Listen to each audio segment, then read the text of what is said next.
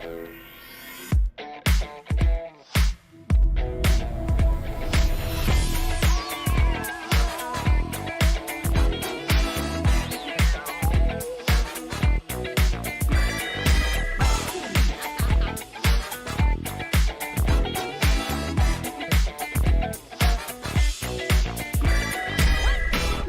film me in the bathroom, man.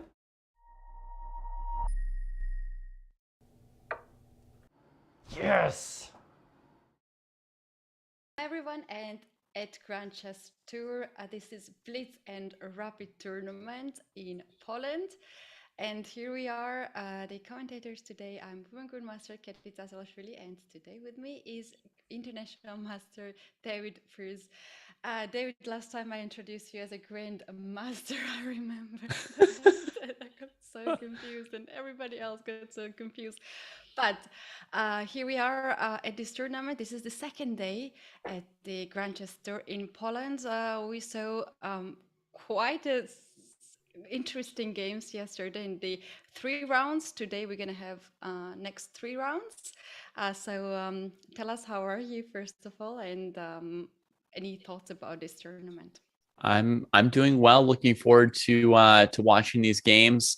I wasn't able to catch very much at all of yesterday. I just caught like a little chunk of your coverage. So I'm looking forward to seeing who's in form and obviously watching Vishy play, who we don't get to see quite as much the last few months. So yeah. Yeah, we're going to see standings, but before that, let's take a look at the format and check it out, what is happening in the Rapid tournament and in Blitz tournament. In Rapid, we have 10 players, and we have a round-robin tournament, so each player gonna play against each other. But here we have a different scoring system. Winner will get 2 points. If you made a draw, you get just 1 point, and if you lose a game, you will get 0 point. It's a bit different from Blitz, where in Blitz win means just 1 point, draw means draw, a draw means half point, and the lose means a half point. The time control is different, David.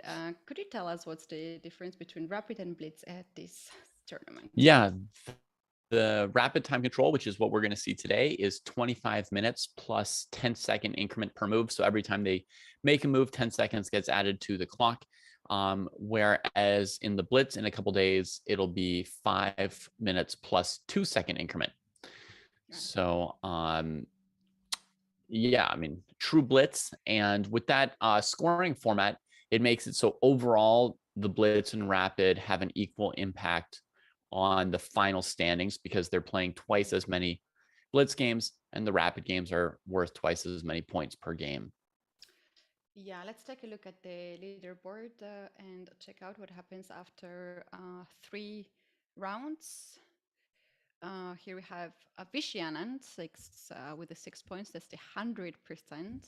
And it's only Vishy who has this 100%. David, then we have 3 players coming after him with 4 points. Do you think Vishy gonna keep this lead in this round? That was the main question in our chat when we started this stream. It's a very, very good question, but unfortunately, I would have to bounce that question back to you because I didn't see all his games yesterday. So I hate to do that. I know I should answer every question that comes my way, and I try to. But since you were here yesterday, do you think that it looks like Anand could do another 3-0 today? Anand seems to be in a very good shape. His preparation is there. He's winning. He's getting huge advantage in the openings, or he just outplays his opponents. So, and he's controlling his time really well. So I think this is his tournament. We're talking about his unlucky tournament back in January this year, where he played Rapid and Blitz, where he lost around 66 points in Rapid and 70 points in Blitz, so that was quite unlucky tournament for him. But at this case, I think he's already plus something in the rating, and also he's just leading this tournament, and I think he has very good start, and he can easily just keep it go. Let's take a look at the pairings because this pairing is very important and check out who Vishy is playing first of all, and then we can take a look rest of the pairings as well. Right. So he's starting out with white against Kiril Shevchenko, a Ukrainian player around maybe 19 to 20 years old. I've seen him in the junior speed chess championships. So he was definitely a junior last year, if not now. Yeah, he's still, I think, junior. As I remember, he lost the match between Hans and himself. He lost this recently. So he's still junior player. And David, he's one of the very strong Blitz players. And we have seen him at the title Tuesday very often, playing and competing. And he's having nice start. And now he's playing against Vishy Anand. Is there any matchup which gets your attention today in this round? Well, one really big matchup is clearly Voitachek against Duda, right? Because these are the top two players of Poland. They're playing this tournament in Poland. Voitachek just won the Polish championships last week, or this past week, just really new. And then of course Duda has passed him in the ratings and didn't play in the Polish championships because he's playing in the World Championship candidates progression, and he's currently preparing for the candidates. So I think that's a really, really cool matchup between the top two Polish players. What do you know about that, Ketty, living in Poland? Is there a rivalry between those two, or are they friendly? Are they, because I mean, sometimes they're teammates and sometimes they're competitors. So yes, I know a lot about them, and what I've seen is they respect each other so much. They support each other, and chess is just blooming here in Poland because of these two players. Duda is way younger than Voitachek, and before Duda arrived, Voitachek was one of the stars and the players that youngsters were looking like he was a role model. And now he had a bit of unlucky tournaments lately and lost the ratings, and he dropped his rating below 2700. So but now he's coming back. And what I can say is that they have huge respect to each other, and they support each other very likely, because whenever we have a champion in the country, that brings more and more people and more sponsors in this sport. So right. Yeah, but this match, I can say there's a huge tension.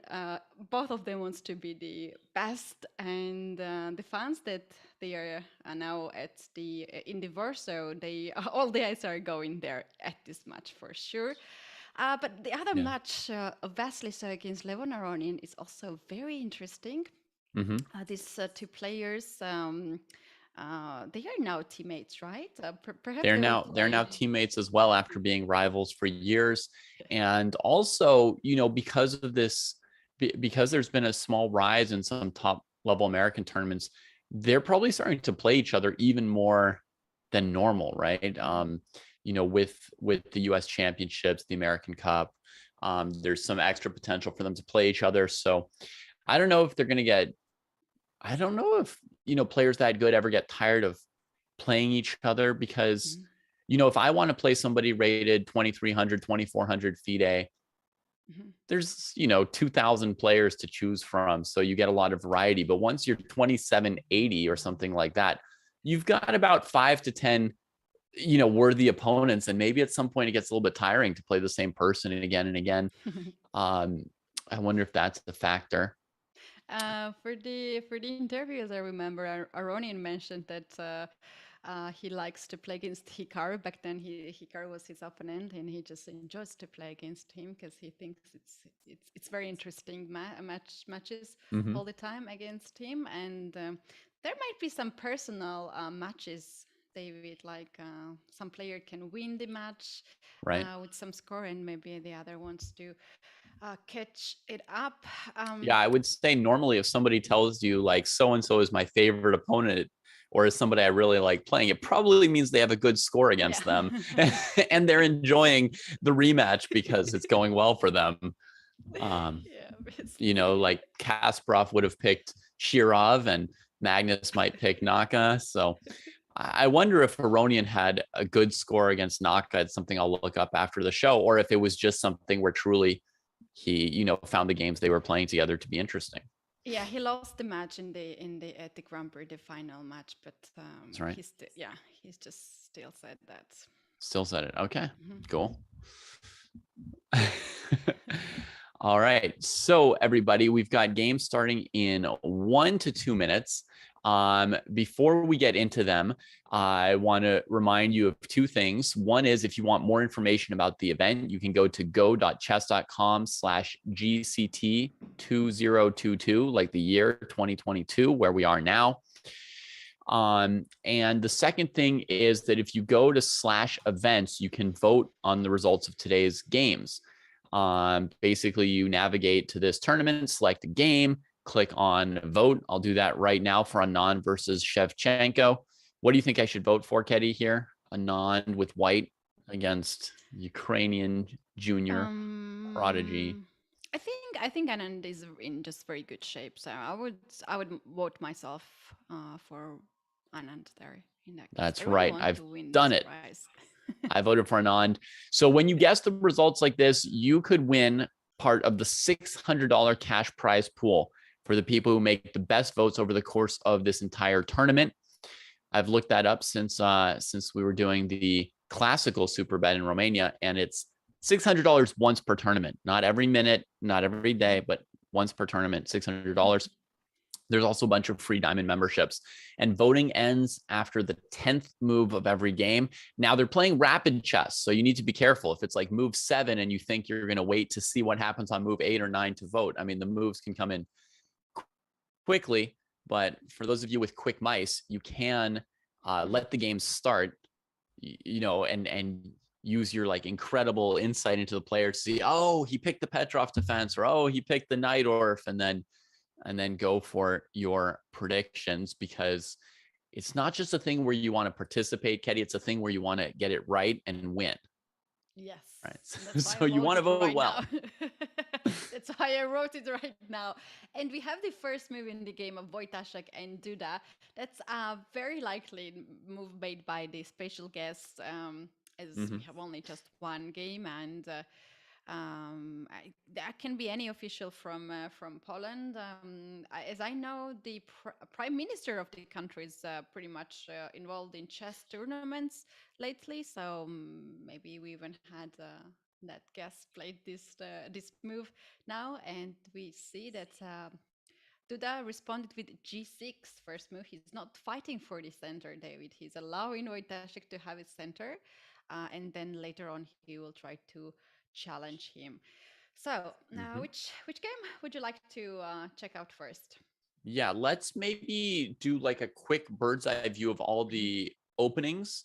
And then once you see a position, or I see a position that's really like, oh, I love that position, then we can go into one of the games and go in further, maybe just Anand's game because he's the leader. But looking around at the openings, we've got Sveshnikov Sicilian from Kiril Shevchenko against Anand. We've got Wesley and Aronian playing a sort of Catalan. I mean, assuming that Wesley plays C4 here, which he did. And we've got a King's Indian attack from Richard Rapport. He's always one of my favorites to watch.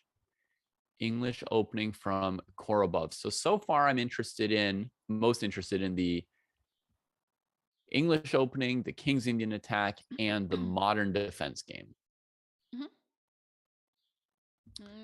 Yeah, to me, this game of Richard Rapport and David Kavrileskus will be very interesting, because in these positions, usually white starts to attack on the king side, and against me, it's always very successful. So I always have this heavy attack coming.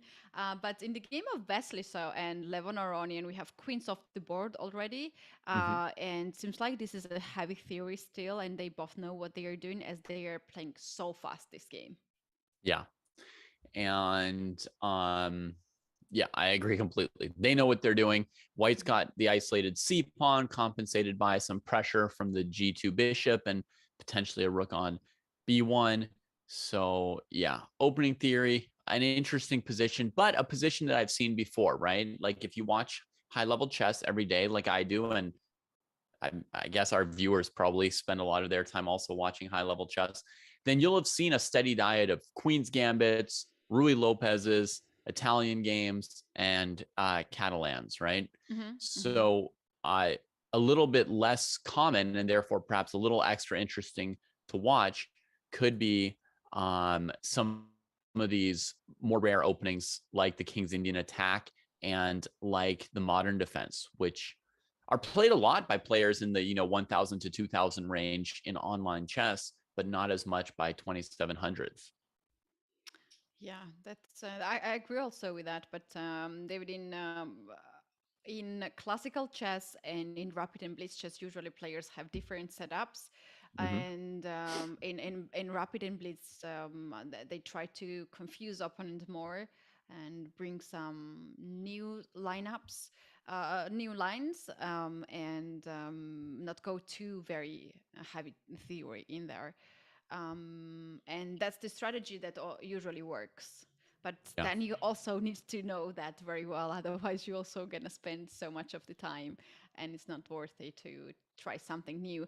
The game of Wesley So and Levon Aronian is just very interesting and developing so fast.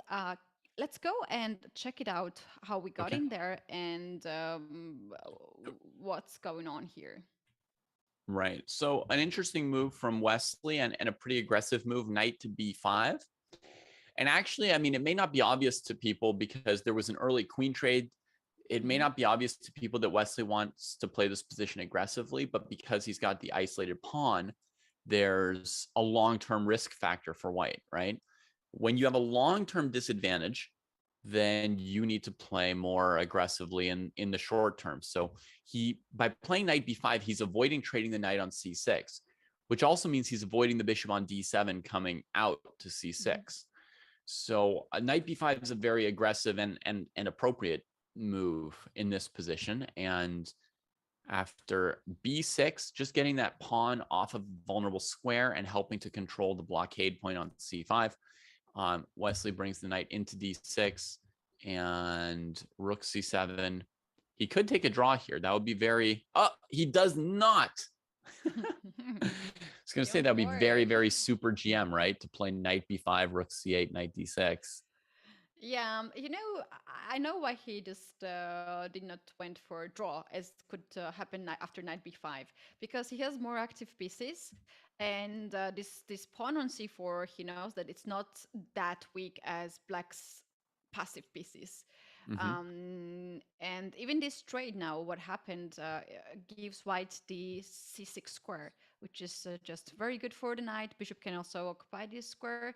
And in all these kind of endgames somehow turns to be slightly worse for black because of this weak square there on c6. So just imagine if the knight goes d4, c6, perfect square, it attacks a7 a pawn. Also, then white can occupy the open file d by the rook. So like these piece activities together with the pair of bishop, it's just what you need here. Just a slightly advantage, and then you can just slowly improve. But on the other hand, Aronian says, I have very active knight on c4. Now it attacks the bishop. And if you play this bishop on b4 or just keep on this diagonal, I can easily trade this bishop with bishop e7, which is for now not active, or I can play knight to d5 and attack this dark square bishop again. And I'm not afraid if you take my knight by your bishop and isolated my pawn, because then this bishop advantage will be gone. And as there is only one weakness for black on d5, I think it's easy to just hold the position. Of note that both players, everything you said, perfect explanations. Of note that both players have over 25 minutes on the clock. So not only did they know the opening theory, but maybe even this trade with knight b5 and knight c4 might have been something that was more or less known or obvious to them.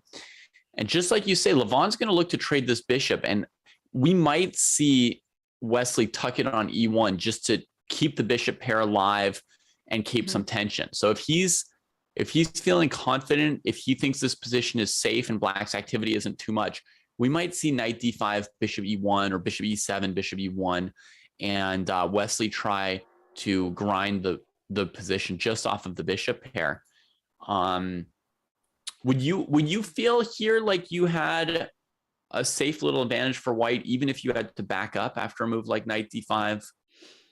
Yes, I can. I like this kind of positions, which gives very, very small advantage, but it's quite hard to play here with black pieces unless you have something straightforward like you just do now. And this attacks white's rook, and when your rook moves away, then I can get this c3 square. I think Aronian should start to be very active, even if means that he has to give up some pawn or to have the isolated pawn, because this can be long-term advantage for white. And I have seen some of the end games where white started to bring the king in the center, and this king can also be very, very active together with the pieces. I found a good move for black here in this variation. I think knight a3, preventing a4 and isolating the b5 pawn. And I think black survives with this move, right? It's a typical example of activity. Let me see if they've done anything more. Bishop e7 was played, not knight d5. Maybe Ketty on knight d5, it was slightly worried about white actually giving up the bishop pair and then immediate rook d1. And maybe this is still sort of a safe little advantage for white. Yeah, because this pawn on d5 now is hanging. You cannot guard this by the knight, as knight has no square, and if you play rook to d7, then you will fall for e4. This is really unfortunate here for black, because you cannot take this pawn, you can push d4, as this pawn will be captured by the rook, and knight will get very nice square, so you're definitely losing this pawn right away. But I was looking something like maybe some counterplay instead of this, but yeah, knight 95 for some reason was not played here by Aronian, and he did not spend much of the time, so he knows what he's doing. He traded these bishops now, and knight to d6, attacking the pawn on b5. So white can play two moves here, bishop c6 or a4. And both are very interesting to me. Both moves are very interesting. I'm strongly expecting a4. Because, you know, you want to advance the pawns and your space advantage in any case, and bishop c6 blocks your rook, but bishop c6 does stop rook d7, and then you could play rook d1 next. Right. So you might do that if you thought that you were going to switch to this file. I mean, it would be tricky because the last move was rook c7. So you would think like, oh, white chose the c file.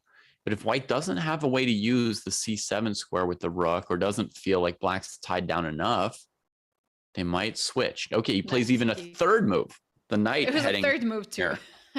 There was a third and very good looking move, because this knight goes to c6 square that we were actually pointing out. This move, g5, that's interesting move. Well, usually we play moves like g6 or h6 to avoid any checkmate on the back rank. In some cases also h5, but recently this g5 move is happening quite often, and it has this idea not to have the back rank weak, and other than that, it's just fancy looking move to me, to be honest, here. Okay, I think I've got an idea of why one would play this move instead of g6 or h6. The reason is, from this position, if white wants to pressure black, one thing white would do is gain more space in the center, because you want to make the opponent's knights a little bit worse over time, and you also want to bring your king to an active position so that if at some point you make some trades in a simplified endgame, your king will be ready to win the endgame. So that's a reason to take central space. And central space hurts knights almost the most of any piece. So if white can play f4 and maybe e4, e5, white's advantage can grow really big. So when you're the defender, one of the reasons people play h5 is so that if white advances pawns h3 and g4, you can trade an extra pawn. The defender wants the most possible trades along the way as the opponent tries to expand. Because of white's light squared bishop, the next move white would play would be f4. And so g5, as played in the game, would allow black to trade a pawn on f4 and potentially attack that f4 pawn, which wouldn't be so well defended then.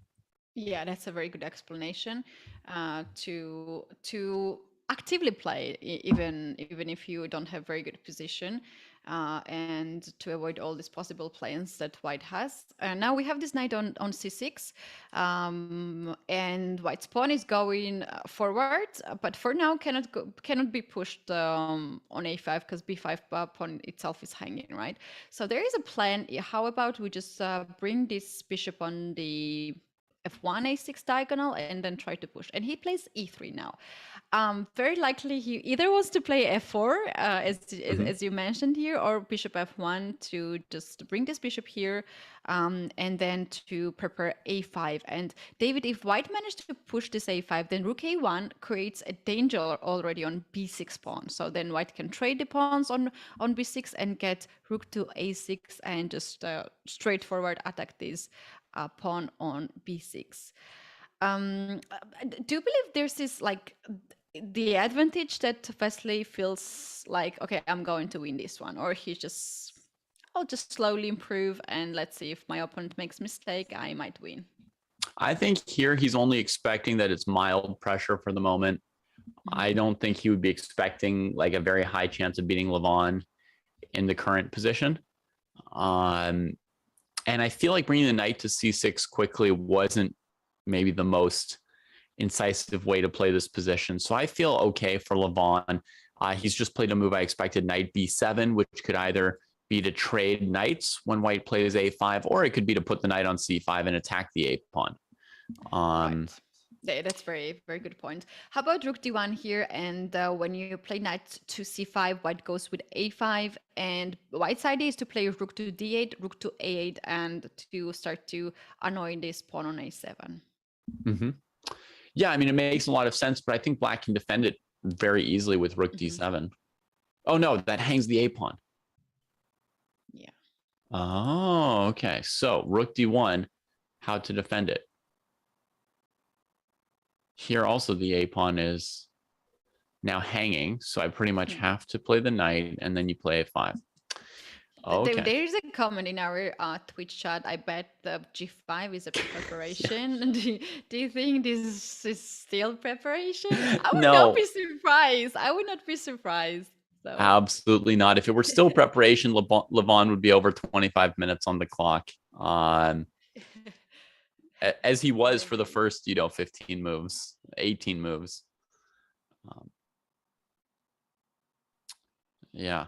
Well, actually, I don't see the defense. Maybe I need to bring the knight on f6 to d7 to keep the rook out. I don't really like getting tied up, but maybe that's what I need to do in this case here. Yeah. That is... This idea of rook to d1 and d8 then is something that black definitely don't want to have this rook on the back rank. So I think black should just avoid this anyway. Yeah. Let's glance at so Wesley plays a slow move, king f1, right? Just slowly improving, just seeing what chances he gets. No clear idea just yet. You know what? He wants black to play knight to c5.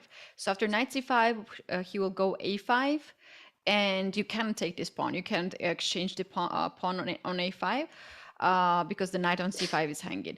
And maybe he'll get this pawn on a6. And to have the pawn on a6, it means that anytime you capture a7 pawn, you are winning, because you just need 2 more moves or 3 more moves to bring knight back and then push the pawn forward.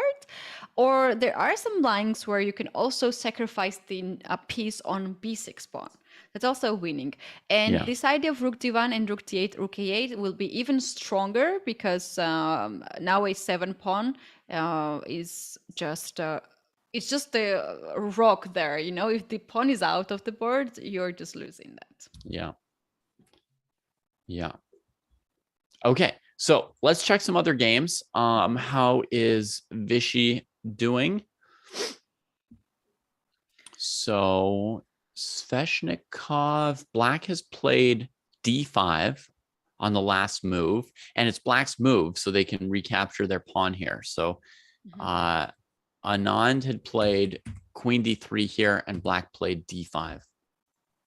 Yeah, it's funny, but this is still theory. It has been played something like this before. Up to this point, to me, it looked really strange. White has king in the center and started to play attack the pawn h4 to bring this attack on the king side. But then I checked the games and I found that instead of e takes d5, there is a move which has been played, and this move is g3. And White is trying to develop the bishop on g2, and then to take this pawn on e4 by the queen and just short castle there. And as in the previous game as well, just to have this light square bishop on this long diagonal and just to dominate on these squares. Right, and the f6 bishop is not yet as good as White's bishop, so Black has a little work to do. Logical plan for Black would be g6, bishop g7, and f5, and then e4 to let Black's bishop become good and White's become bad. But in the game we had e takes d5 that allowed Black to play e4.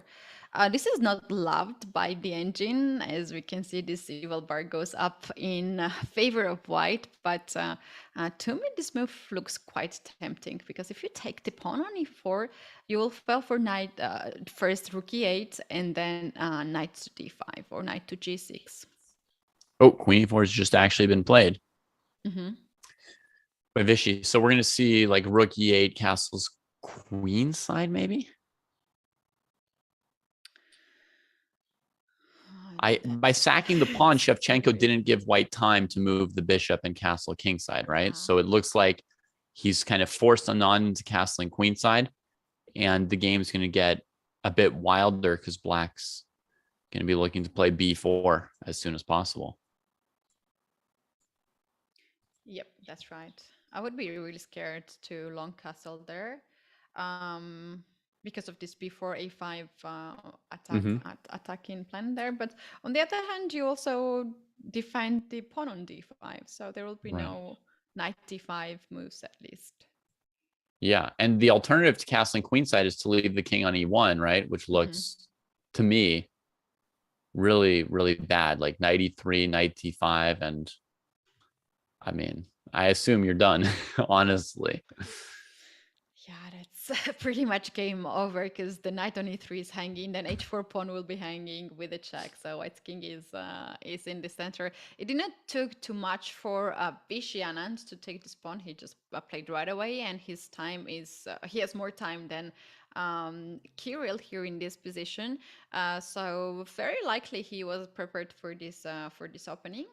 And maybe he even improved it, and he just took this d5 pawn, and he said, like, I have a very good healthy pawn now extra.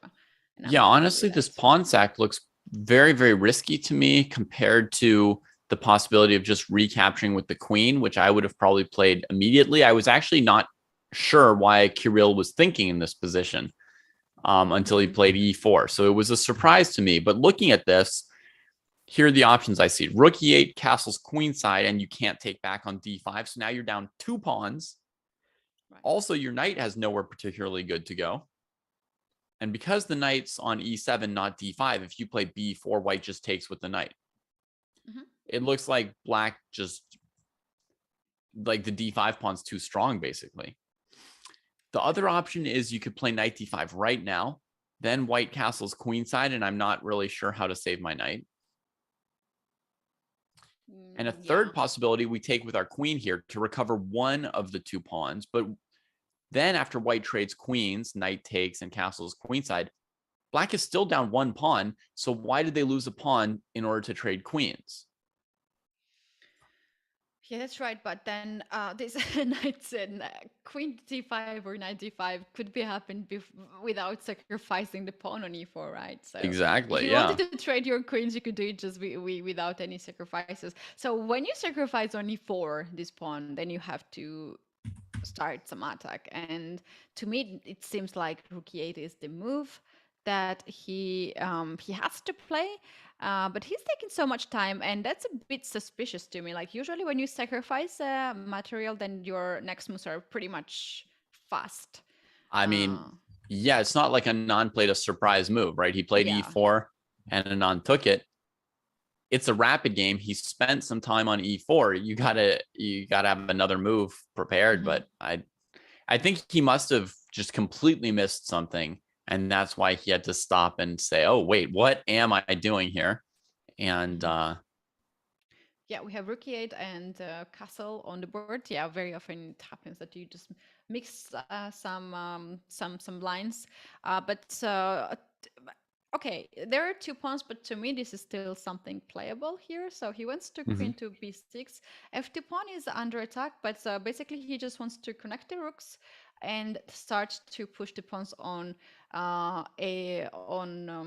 b4, a5. That's something that he can do. So this bishop on f6 is really strong piece. I think at some point white should start to play against it, something like g4, g5, and also white wants to play on the king side. And that's a part of the plan, to push the pawns and start to make some weaknesses on the black's king. Yeah, so we could throw pawns at the black king here. We could play knight e3 to overprotect the d5 pawn, but that really invites b4 from black, weakening dark squares. We can also play d6, trying to make the d pawn such a strength that black is distracted from ever playing b4 and a5. So there's a couple different approaches here. I mean, the point of knight e3 was also to defend the f2 pawn.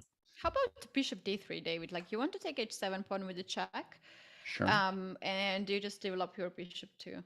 And if black plays g6, then this bishop on f6 might be under pressure. Yeah, h5 looks very tempting. You can play also queen somewhere on f3 to guard f2 pawn, but f2 pawn is not something that white would be worried to give it up, because it also allows white's rook to get on f-file and start to attack f7 pawn.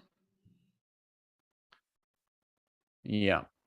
Somebody in chat is saying that the human commentators don't love white. I mean, we both think that Chefchenko mixed something up, sat there thinking because he didn't know what to do, and is down 2 pawns. So, I mean, I don't think Ketty or I doesn't like white's position.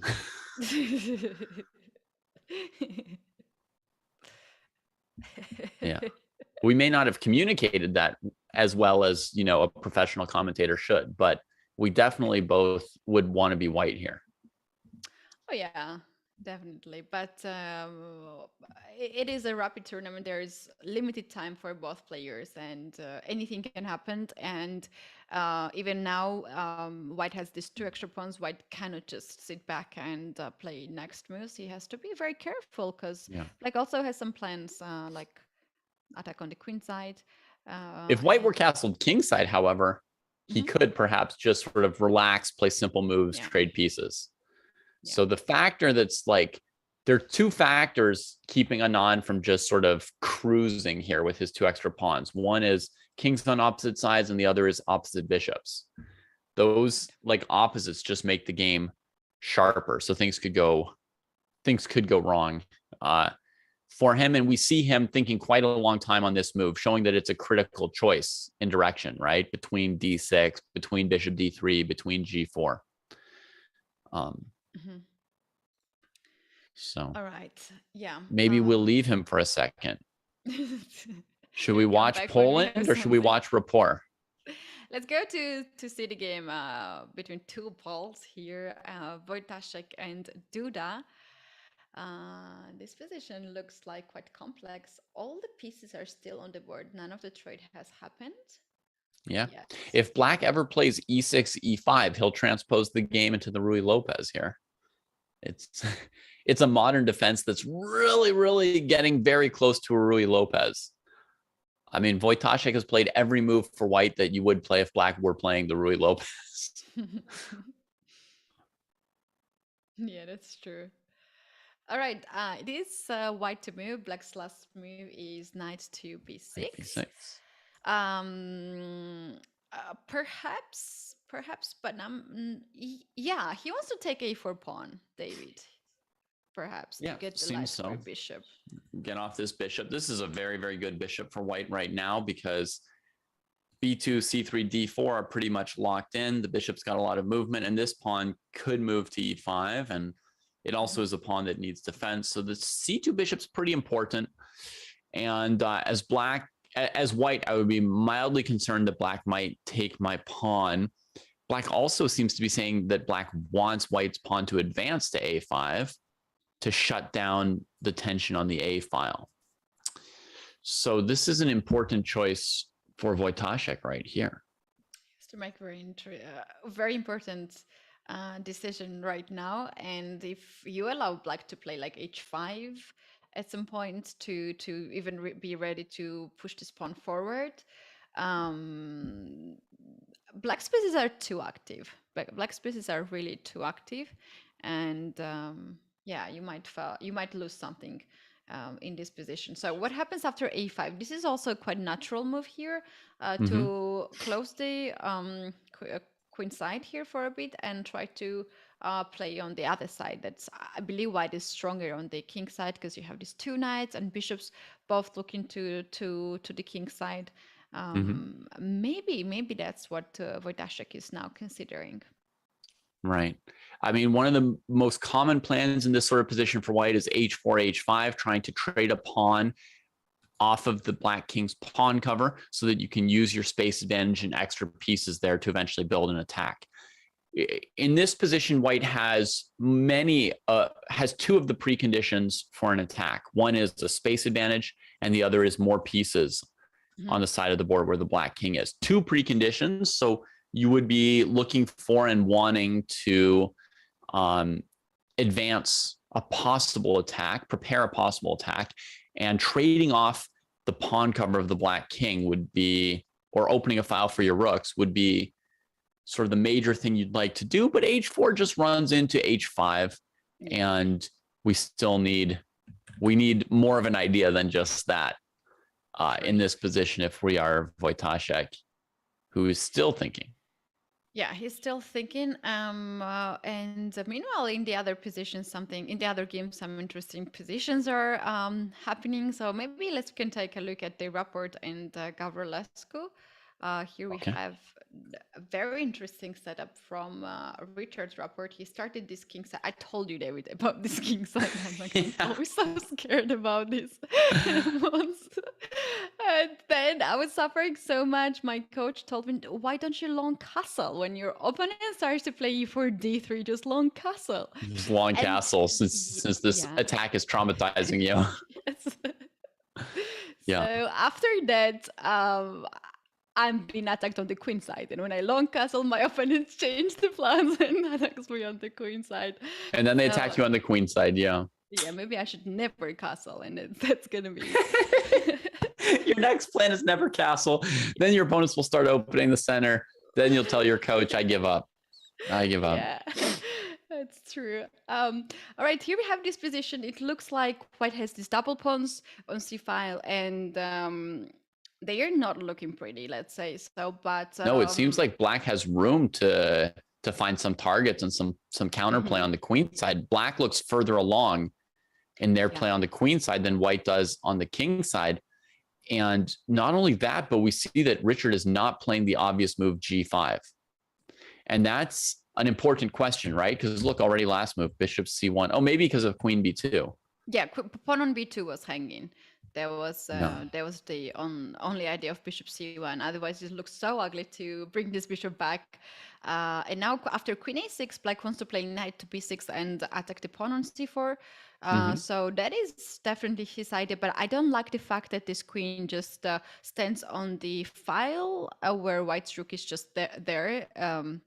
not Right. doing too much. And I mean, white should be really much worse on the queen side, but here, I mean, you can even consider a move like b4 for white with the idea that, you know, if black takes, maybe you would get a strong pawn center. I don't think it's good here, but the fact that white can almost calculate that is a bad sign for queen a6 maybe being awkward.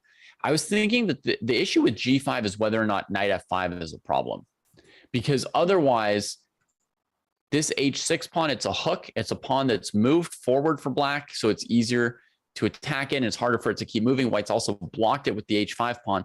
So if you want to attack the black king, which we know, especially Keddy, but all of us know that white wants to attack the black king, g5 is the super obvious move, and the question is knight to f5 bothering white so much that white wants to play something like knight h4, bishop h3 to cover that square before playing g5? Because Richard's definitely hesitating about it.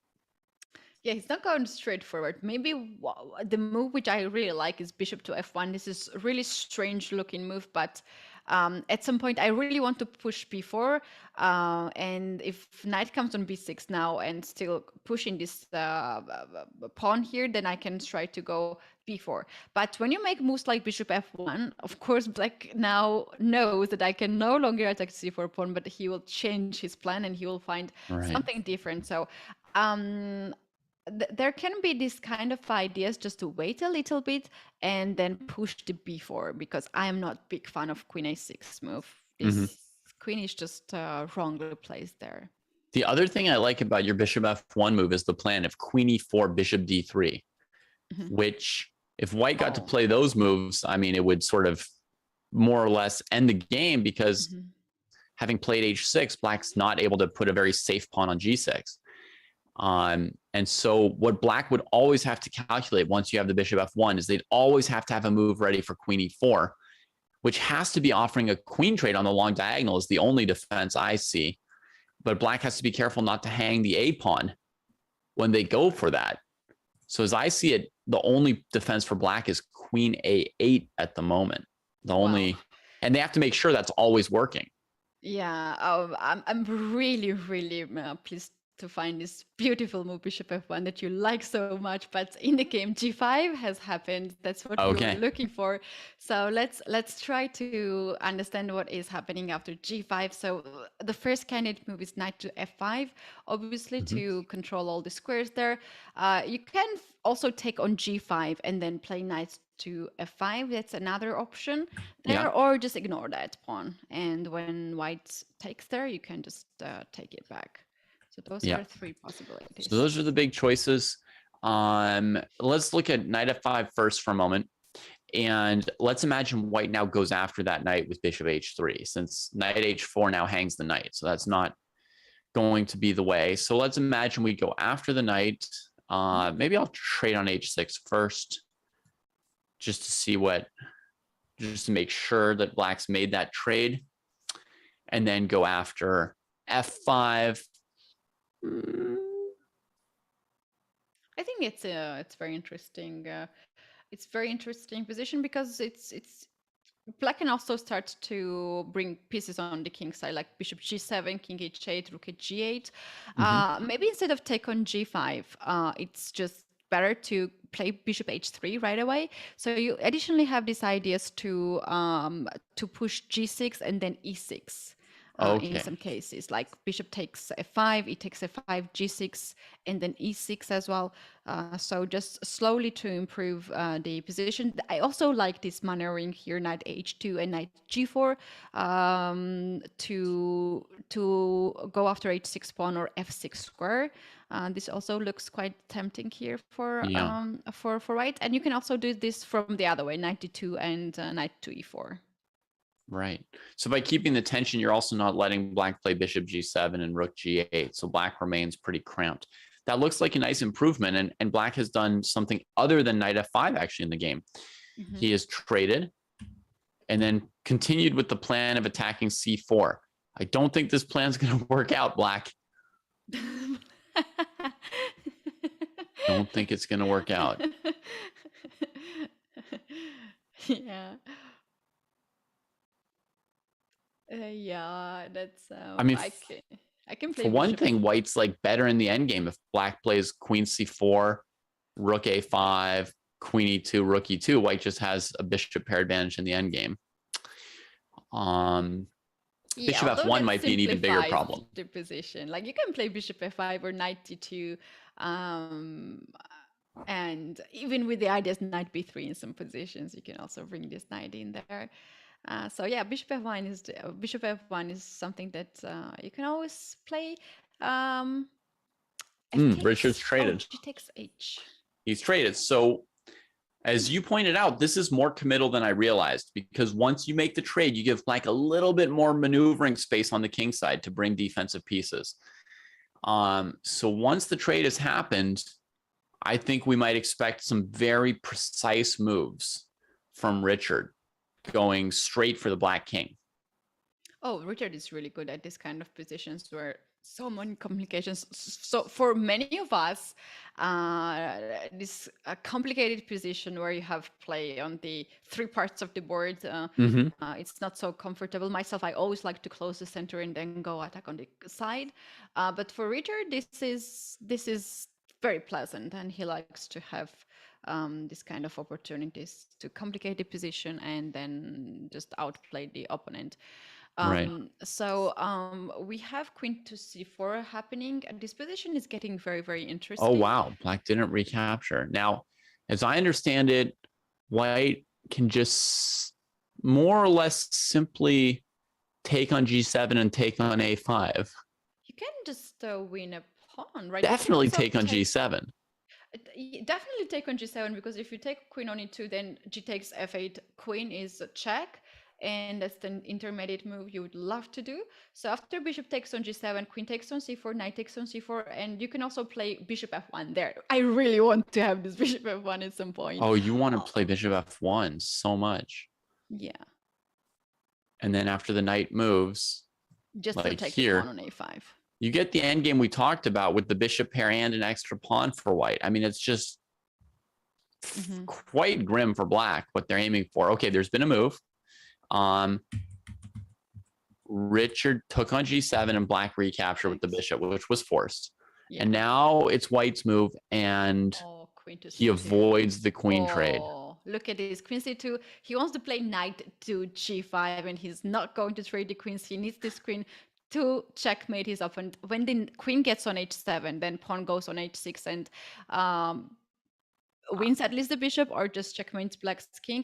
There is additional ideas here, David, to play rook e4, rook g4. Yes. How come we did not see that? I was so blind with this idea of bishop f4. I'll tell you why. I'll tell you why, Ketty.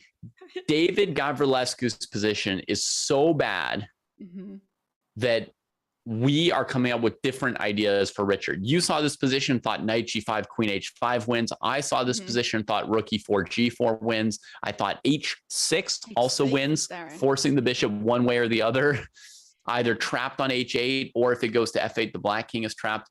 And that is really bad news for Black when we're each thinking of different winning moves. It means it's very hard for Richard not to pick one of those winning moves, not to stumble on a winning move.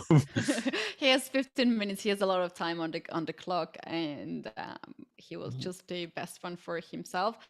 Quite tough tournament for Gavrilescu, who is international master, 18 years old, last time replacement for another Romanian player. And yeah, very often when you are finding yourself in this very strong field, you are having big challenge. As now David is having, but it also can be the opportunity given to play this kind of tournament. Knight d5. This at least maybe stops the rook e4 idea because of queen c3. So now, so now Richard doesn't have like 5 million different wins, but I would guess that h6 has got to be a good move to start with, because depending what the bishop does, it's going to make your knight g5 idea even much stronger. Yeah. Yeah, there is no. Bishop d5. Just I have to leave this bishops alone here. Let's go pawn h6 is a good move. Yeah. Yeah. Nice. So as you say, first time in this kind of tournament, it's a big deal for a young player. Diak did very, very well in the classical in Romania last week. He was the Romanian wild card selection for that event. He did great. but Diak is on a whole different level than Gavrilescu. You know, I mean, Diak has been one of the top players in his age group since he was about 14 years old. And he's been a GM since he was about 14 years old. So he's a very experienced grandmaster, despite being a junior. Gavrilescu is probably, based on his FIDE rating, probably good enough to become a GM very, very soon. But not a super GM. Not quite yet. Yeah. The thing is that he became international master in 2019. And then pandemia started and he played few tournaments. I just checked and there was like 3-4 months without any classical chess, which is just so bad for junior player who got international master norm.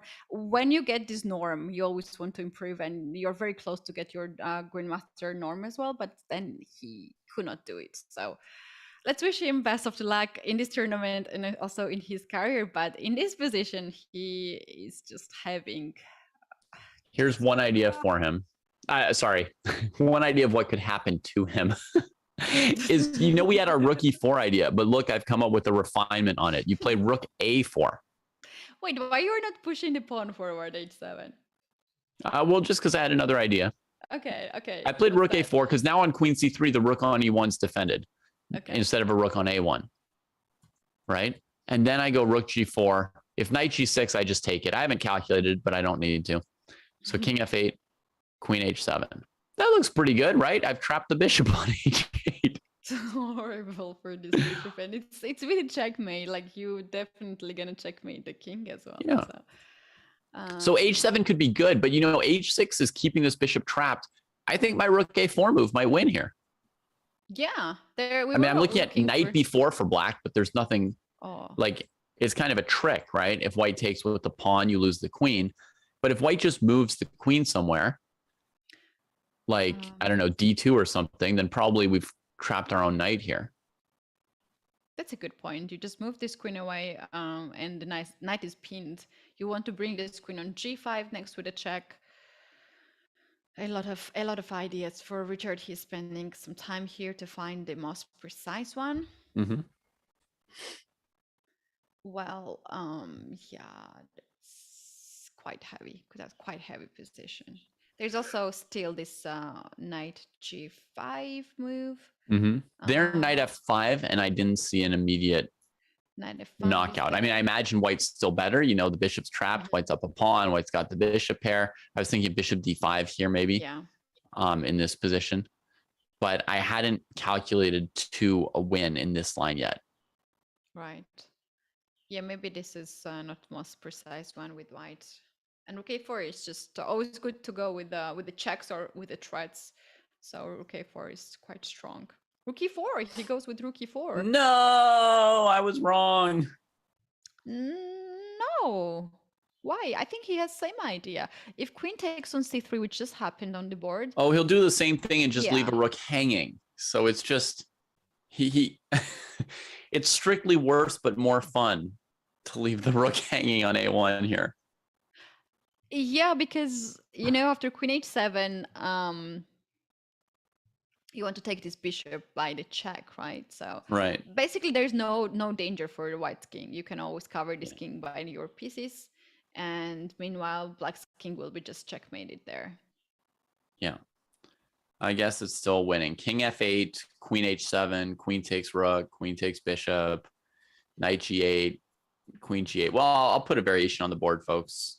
Why not? They're spending a couple minutes so we can actually look at a variation. So here it looks like, you know, you sacked a rook and your bishop's hanging, but you take and you take and you check and you defend this and then keep working with the H pawn. Yeah, in the same line as you showed, this bishop would be free from C1 and could go on G5 with the check. It could? I thought it was pinned. In your variation, if in the rook A4 line, there would be no contest here. Yeah, white would just be in this position here.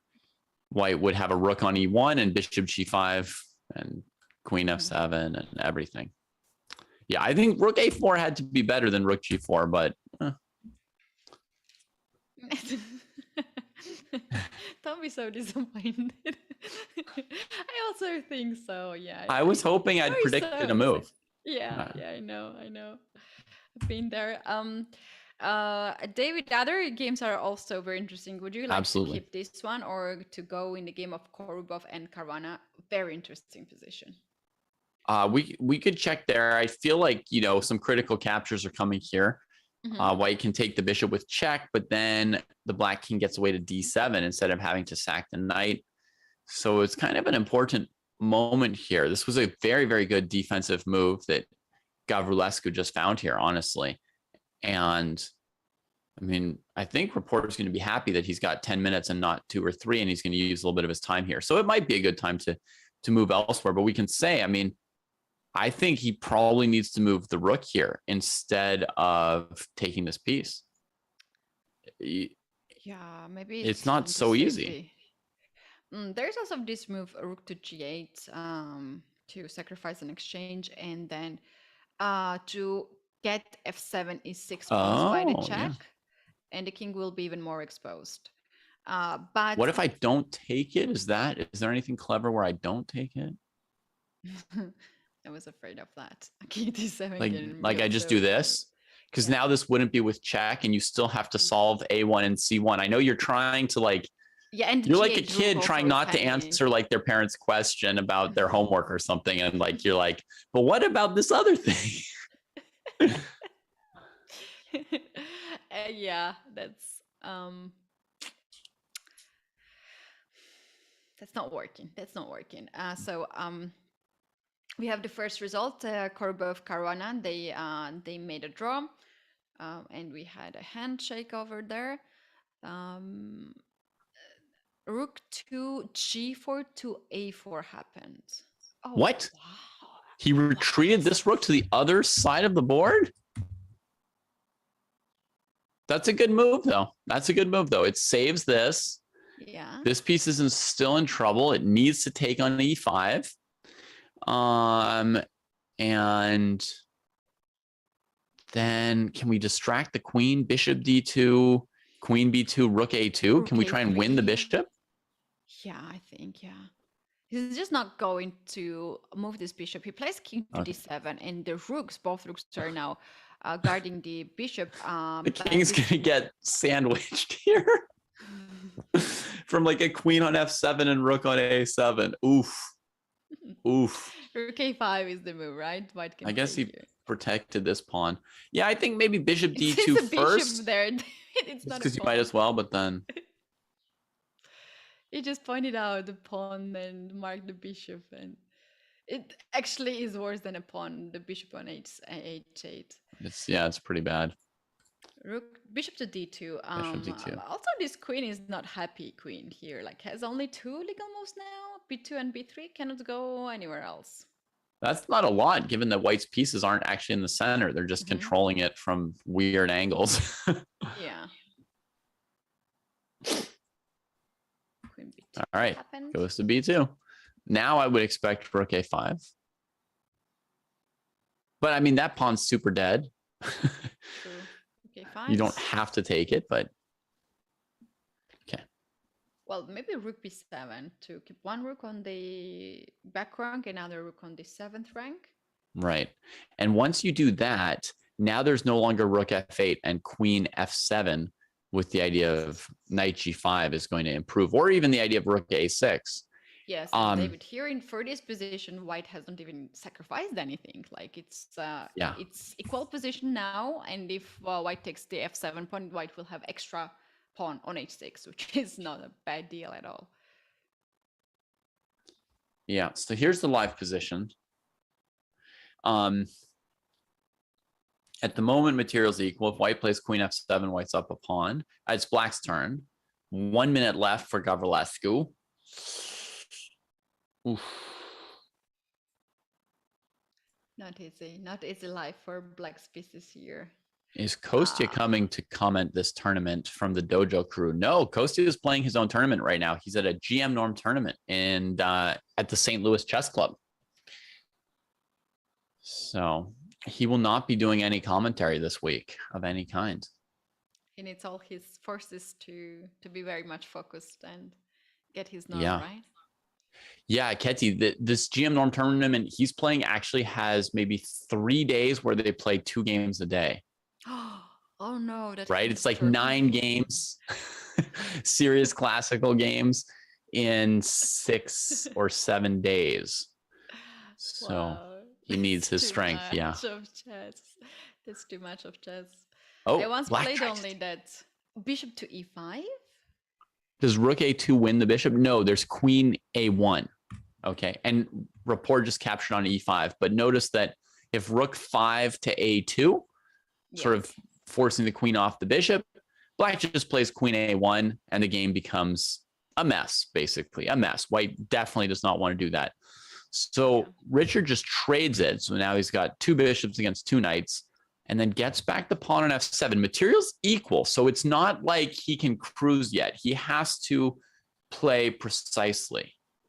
Yeah, but there is this check coming now on h7, and if you bring any rook on the 7th rank, then h7, and this pawn is just very close to be queen. I think we got a very bad move there from Gavrilesco, rook c7. The moves that black has to be looking at are basically like queen f6 and queen f5 here. You have to trade off the queen. Maybe you'll lose the endgame to the bishop pair or the h pawn, but you're definitely going to lose the middle game to the bishop pair and the rook pair with the king here. So you can't play one of these moves like rook b7 or rook c7 preemptively stopping rook a7 because you're not challenging the queen and you're giving white time for h7, h8. You know, or but also bishop this is h3, rook a6. Natural move, David, because he has this check. He has 30 seconds on the clock, so he just automatically went there and really did not thought of anything else. So h7 is on the board. Queen and the rook now are controlling this square, but the moment one of these pieces leave this diagonal will be another queen for white. Maybe rook to a8 here. Is that winning? Just working on queening the pawn. Yeah, just get rid of the other idea which I see is bishop h6 and bishop g7, and that's really tough for black to stop this bishop going there. Yeah. I mean, it would have to be queen f5 would be the only move I would see there, because if white trades, then the h7 pawn's in trouble. Right. Okay, Richard has played rook a8, your move. Woo! Hyped.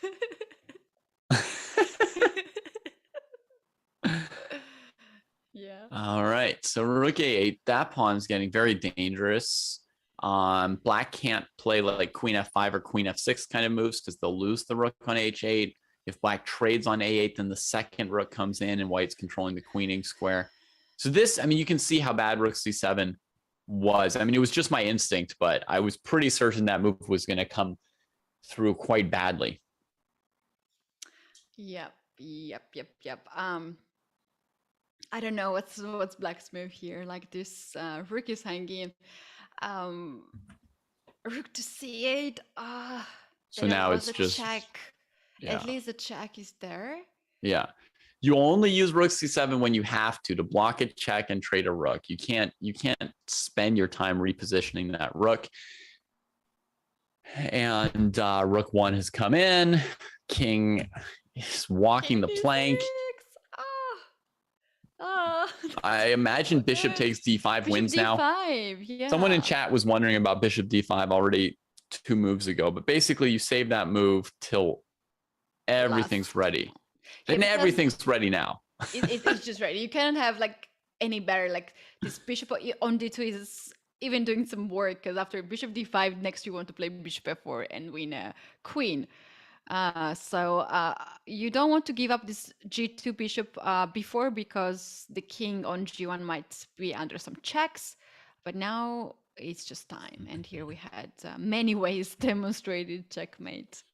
So, yeah, I just showed all 3 recaptures on d5. They all lead to an instant loss. So this game's going to be over in 1 second here, and we can go to another game. All right, let's see the end of this game. How Robert would like to end this one. He has 7 minutes. It's plenty of time usually. Don't have this much time difference. But yeah. Is there any other way what he's thinking? What do you think? I imagine there's more than one way to win by this point. Black's Mm. position is so bad. Bishop d5 is so easy once you look at it. Like each variation I gave was only one move deep, right? It was like Black has 3 recaptures. He takes in a king, takes d5. Whoa. Oh, there was a This 4th is a- recapture. We didn't I consider forgot this one of the variations. I'm sorry. You're not in a shape today. Oh my goodness. Wow. King d5. Wait, this is a game on Chess.com. King of the Hill. Yeah, King if of the Hill. that's the game. Yeah. If that's the Black game, wins we suddenly. definitely win. Yeah. Oh my goodness. All So right. let's say if white takes the knight, black could take on a8.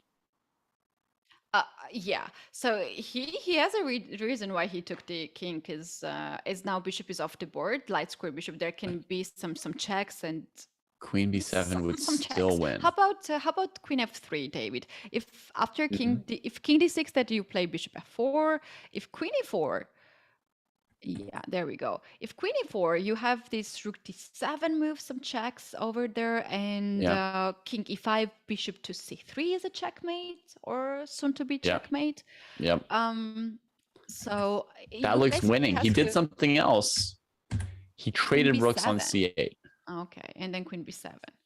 So if the rook takes, he can just take the knight. So the knight's going to recapture here in a second. He plays queen b7. Makes the king walk the plank, and I think this is the live position. Let me just refresh it to be sure I've got this right. Yeah, so here we are, live position. Rook a4 is presumably checkmate. King's coming down. This I'm seeing this coming at daily puzzles at chess.com. Yeah, usually king on d1 is d1. We have this kind of puzzles, and we always question how the king got in there. So after queen b3 here, king e2, and queen b5 is another check. Yeah, so queen f3 and queen b3 Queen both checkmate in this position.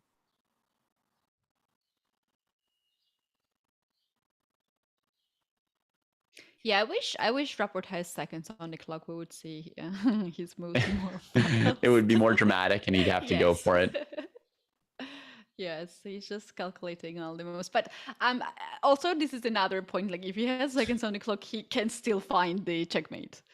Like he can still find. It's just he has all this time, and why not to use it? And nothing to rush. The game of Anand and Shevchenko has ended. And Anand won another game, David. He's an absolute leader of this field. Wow, after 4 rounds, he has 100% of score. Yeah, because he has rook e8 and the pawn is winning. So, I mean, at that key moment, he thought a while, and then he chose to advance the pawn to d6. And that strong d pawn kept black so occupied that they could never really attack the king. That's sort of the idea with that move, right? Here he threatened the famous bishop d3 trick. And then if g6, you take the bishop. Nice move. Nice one. And black tried an attack with b4.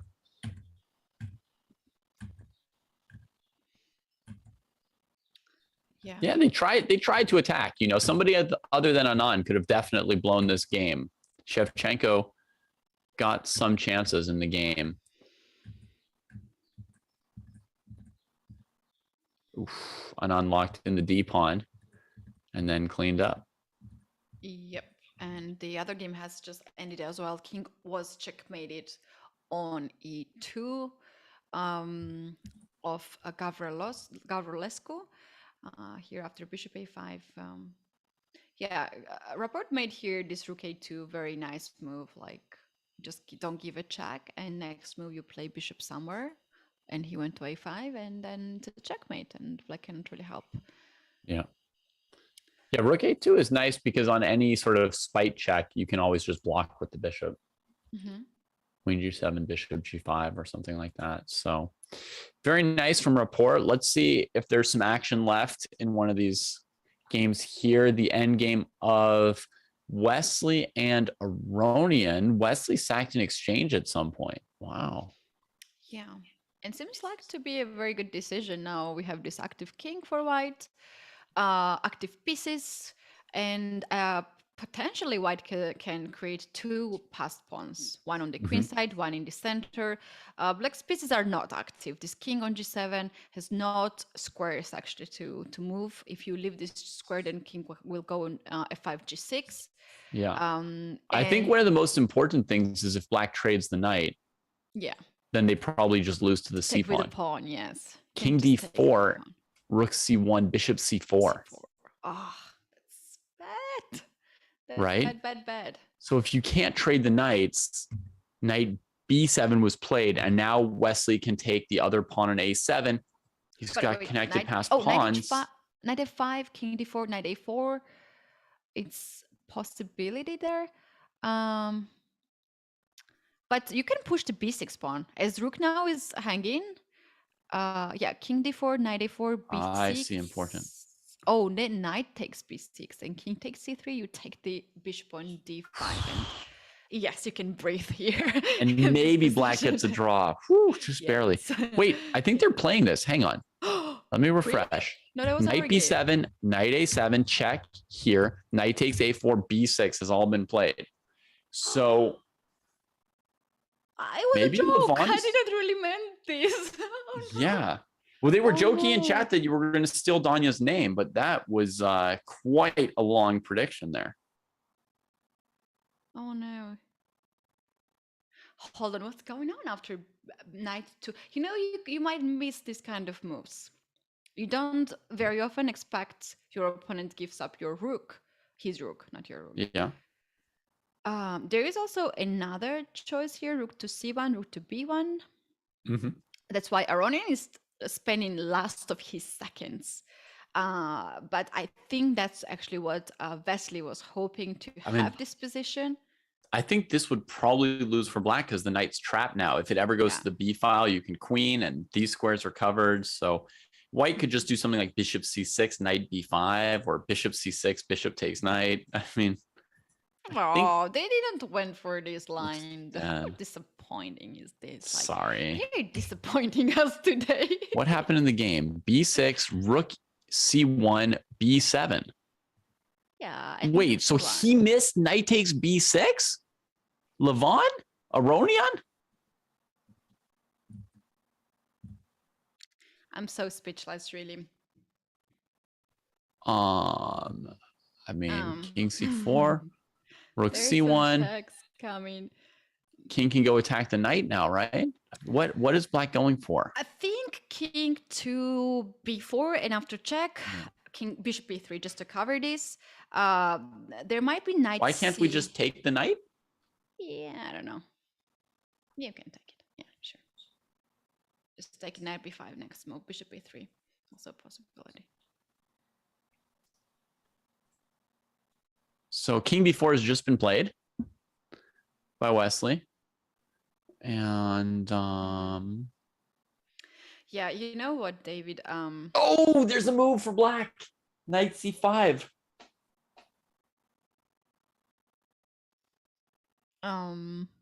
Oh, that's unpleasant. Yeah. We can make a knight. Oh wow, I like his move more than mine. I was just thinking to, find an explanation why he did not went for knight b6. Because if I saw it, he could also see it easily. But he saw an even better move. No, this isn't better. I'm certain you're right. He should have played knight b6 at the beginning of this. Okay. Knight b5 was played. Okay. I was thinking white could have made a knight here, right? It would have been interesting. But white is saying this piece is at least as good as, knight b7, bishop b7. Knight d7 gets tried. And okay, Wesley's just keeping control of the whole board. Yeah. Still feels like white should win. I think Wesley wants to put his knight on f5 or something. I was thinking Trying of to control knight the to other side of the board. c6 there. Knight to c6, you want to promote the pawn. If you give me a check, then bishop b3 covers this check. And in the endgame, the whole game is on one flank. Maybe that's the chance for black. So white goes with knight f5, attacking h6 pawn. Yep. I got one too, Ketty. He wasn't worried about immediately promoting the pawn. He wants to make a wall around the king using the typical knight and bishop shape from the bishop and knight endgame. He controls all his pawns so he can keep them on the board. And he says this pawn is strong enough right now. It's keeping one of the black pieces tied to defending it. And he wants to go like knight h6, knight back to f5, h6, you know, and just defend everything. To have another passed pawn means win already for white. Yeah, indeed. So he gave a check and then he went back to h1. And now if you take my pawn on h6, I will take your pawn on h5. I'm surviving. Yeah, that's true. That's true. Knight h6, rook h5 is the opposite of what white wants. So what white would be looking to do here is to go after this knight in some way, right? Like while the rook's going to h5, you can attack this knight. So either bishop e6 or king b5 c6. You can combine that, starting with king b5 and after rook h5. Start with king b5, e6. so you're in, so you can chase it down on b8 if it goes there. King b5 has been played. So now a key variation is rook h5, sort of trying to win the knight. King c6, rook f5, king d7, rook b5. But after rook h5, you don't need to give up this knight. Right. Bishop e6 makes also sense here. Right. Bishop e6 guards the knight, attacks the knight, and if knight goes on b8, then king b6 gets closer to the knight. And notice this king still can't fight. Look at the wall. Yeah. He's just not allowed in the game. Yeah. Okay, rook h5 was played. White played e4, which I was thinking might be the move. Although I guess the rook now has h3 and it sort of starts to get back in the game. Then bishop e6 can be played. Right. I feel like white's winning, but it also is probably precise, you know, like it could be that in a position like this, one move wins and the other move doesn't. So and other like three other moves just makes a draw. So he went rook to h3, bishop c4 is on the board. I have a feeling this rook should be on the back rank, so to have these checks and then to start to push the h5 pawn. But I mean, here, for example, I think white might have messed up with this move, bishop c4. It's a slow move, right? And now rook c3. All right. And the rook's now covering that c7 square the king needed, and the bishop still needs to go to here's some, I mean. Oh, so you mean after bishop e6, maybe black wants to play rook to c7? No, it's just that we can't play king b6, c7 anymore to trap this knight. I feel like black had time to take this pawn and come all the way back into the game. So I think white's really messed it up. And here Wesley just took the pawn and the black king gets into the game a little bit. So he's given up the h pawns and the box he had the king in. The only justification for allowing rook h5 was to immediately win the game. So maybe he had to play your bishop e6 move here. And then, I mean, knight b8 is the only move I see, king b6. And I think you just win directly. I mean, you can't prevent all these moves. Yeah, but after bishop king a7 or king c7, you always have these checks, knight c6 and knight a6, and you can still hold yes, the position that's right. for long. So king here, there's still knight check. Yeah. Knight g8 winning move? There was knight g8 move? I doubt it. There might be knight They're g8. always just joking in chat, you know? No, knight g8 makes sense. It's a check and f6 pawn is hanging. Oh, because the knight can't Smart. take? So chat wasn't even joking? No. Knight g8. Oh my goodness. That's smart. That's very smart. Wow. Look at that. Well, when the king is on c7, this is less and less problematic for Aronian. Knight controls pawn, king defends the knight, and now rook can just pass the moves and give some checks. Yeah. Wow, Big that chances, was a good chance. Big chances missed by Wesley in this game. Yeah. Yeah. To me, it seems like it's a bit heavy start for Wesley at this tournament. Also, yesterday he had quite tough situation. This is his tournament now. He also played Grandchester Classical alongside with Aronian, Richard Rapport, Caruana, and Wesley. Those are 4 players who played just a tournament a week before, 2 weeks before. Yeah. Right, knight to b3. Well, David, when you move this rook away, you can always have this idea of f5 because you want to trade one more pawn. Bishop is there on d5. Pawn cannot be captured by the pawn, and you're just trying to trade another pawn. So he goes rook to f1. That looks fine after too. f5, is he going to take this pawn? f5, rook takes f5, e takes f5, king d5. There is a little risk to that. Let me think, because white has knight c5 at the end. Yeah. Like f5. This is like a risky way to try to do it, right? Because here there's knight c5, knight b8, and then maybe just knight d3, king e4. Maybe just king b6, yeah. King b6, and you want to play king c7. Simple. Yeah, this endgame would usually be lost even without these two f pawns, and it doesn't help black for there to be an extra pawn on the board. Okay, f5 was played. King c7, great square.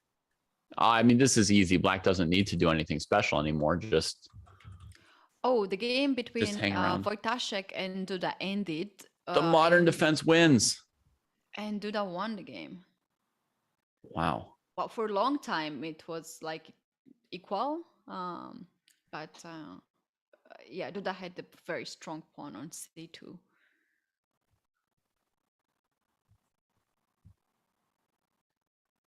Oh yeah, when they went to this end game, it's a bit better for black. Yeah, knight and rook and this pawn. They are not necessarily a situation you should lose, but okay. Yeah, and Wesley and Levon have agreed to a draw with just a couple more moves here. Just black just keeps the rook active, and they actually repeated. So that's all the results here from round one of today, round 4 of the Superbet Rapid and Blitz. So wins for Rapport, Duda, and of course Vishy Anand now on 4-0 or 8-0 as the rapid scoring goes. Ketty will take a small break while the players take a small break and the tournament directors reset the actual pieces on the actual boards. Yes, and we'll be back. The microphone. Okay.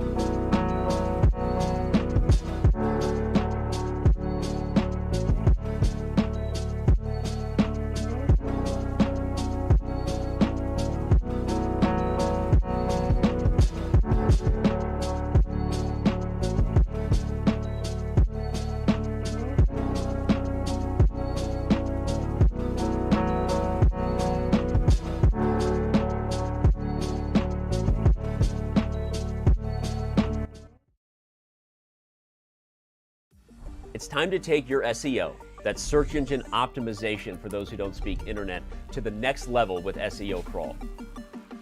Their tools combine robust dashboards with automated tools that are proven to improve your organic results. Chess.com went from 10 million to 18 million organic search results a month in just 2 years after working with David and the team at SEO Crawl. I cannot recommend them enough. They right now have free enterprise accounts just for signing up for a demo session. Use the command SEO Crawl in chat and check them out today.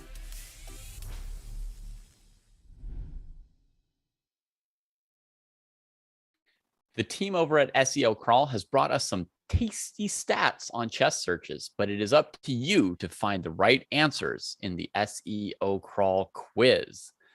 If you guess the right answer, it gives you a chance at a free chess.com diamond membership. We'll be revealing the right answer at the end of today's round. There's the question. Ketty, do you think you know the answer? How many monthly searches does the word chess have? I don't know the answer. Our producer didn't tell me the answer. The producer didn't tell you, so you don't know. And you said like, yeah, you should don't know the answer. So do you know the answer? Yes. I know the answer, but I'm going to keep quiet, right? Because, I mean, people have to guess. Yes. Yeah, my guess is 3.5 million. Okay. My guess, I don't know. So a big number, but not the biggest. It's kind of like multiple choice psychology, right? You're like, it's probably going to be a big number. Yes, but not too, maybe 5. I'm between 3.5 and 5 million. Yeah, that's the population of my country, though. I don't know. I don't really know. So yeah, chat has to go ahead and chat has to guess. I see a lot of people guessing in chat. And we're going to load up round 2 here in a moment. Here are some of the upcoming matchups. We've got 2 candidates playing each other. Caruana with white against Richard Rapport. Rematch from the classical. Caruana had white in that matchup. We've got Duda against Wesley So. Duda is currently in 2nd place behind Anand. We've got a great suggestion from Cruel Cow. He says, quick chat, search more to throw off the numbers, right? If everybody in chat quickly starts searching for chess online, they could change what the answer is as we speak. I was thinking of that too. Let's see who Anand's next victim is. So curious. I really want to know about this. And so I was like, they're not telling me, so I'm just going and Google it. Yeah. Next. Right. Next. Will be revealed at the next break. Okay. Not at the end of the round, but at the end of round 2. Not at the end of today, but at the end of round 2. So yeah, in an hour, you'll find out. You guys can wait in suspense to see who wins the diamond membership. Anand's next attempted victim will be Levon Aronian with the white pieces. So Anand has black. That could end a streak. That could end a streak even for a super hero. Yep, that's it. Also, we have Chefchenko and Korrabov, 2 Ukrainian players fighting in this match. Okay. Very interesting play. It's going to be an interesting game indeed. Yeah, that's it. We have just Ukrainian to wait battle. The other rounds to start. We've got some good jokers in chat. They were upset last round when they suggested a winning move, and I thought that it was, potentially just a troll, but it was actually a winning move. But now they're flexing their jokes as well. They said they didn't have jokes, but they've got jokes. Somebody said that most of those searches for chess, although it's whatever, 1 million, 3 million, 5 million, whatever the correct answer is, but actually it's very inflated because most people are just searching for Robert Hess. And just they fat finger the C key and they search for chess by accident. So I love it. Yeah. I love it. That's cool. That's cool. Yeah. So we'll have to get SEO crawl on one of the next couple days to give us stats on how many people have searched for Robert Hess spelled correctly, and we can compare those. Yeah, good idea. Those numbers. Yeah. So okay, so we saw the stats a moment ago. We saw that Anand leads with 8 points. We saw that now there's only one player in second place, directly behind him, Duda, with 6. Behind him, Caruana, who drew last round, has 5. If Anand wins with black against Aronian, that's also going to be the point where he just kind of has run away from the tournament, and you stop really having a race if you're beating your top rivals with black. David, it also freaks the opponent when you have 100 points score after 5 rounds, right? So someone has to stop, and now it is Aronian who has to show his best if he wants to win this tournament, right? Yeah. Or if he wants to protect others from Anand. Because as you say, like, if you get paired against somebody who's won, 5-6 games in a row, you look in the mirror and you see the word victim yourself written on your own face. And as a chess player, it's very important to keep your confidence. You have to believe that you can win. You have to be able to visualize like what strengths and advantages you have to defend yourself on the board. That's right. After Aronian, then Anand faced Duda, Gavrilescu, Caruana, and in the last round, he's facing Richard Rapport. So those are the rest of the players after this round that Vishy Anand will play. Yeah. Okay. Let's see. No moves just yet. Anand won that last game pretty easily. It felt like teenage Anand. He was famous for playing quickly when he first came into the chess scene. And so rapid chess would have been an advantage to him because, the 20-25 minute time limit is comparable to what he used to use in his classical games. Right. Yeah, I think many of the viewers of this tournament would like to see Anand back into the chess and play more and more games, because it's truly beautiful how well he's playing. And so far, what we have seen, he gave no chance to his opponent. And David, remember earlier I said that he's basically winning in the opening, right? And it happened here too. It happened here too. It was a theory.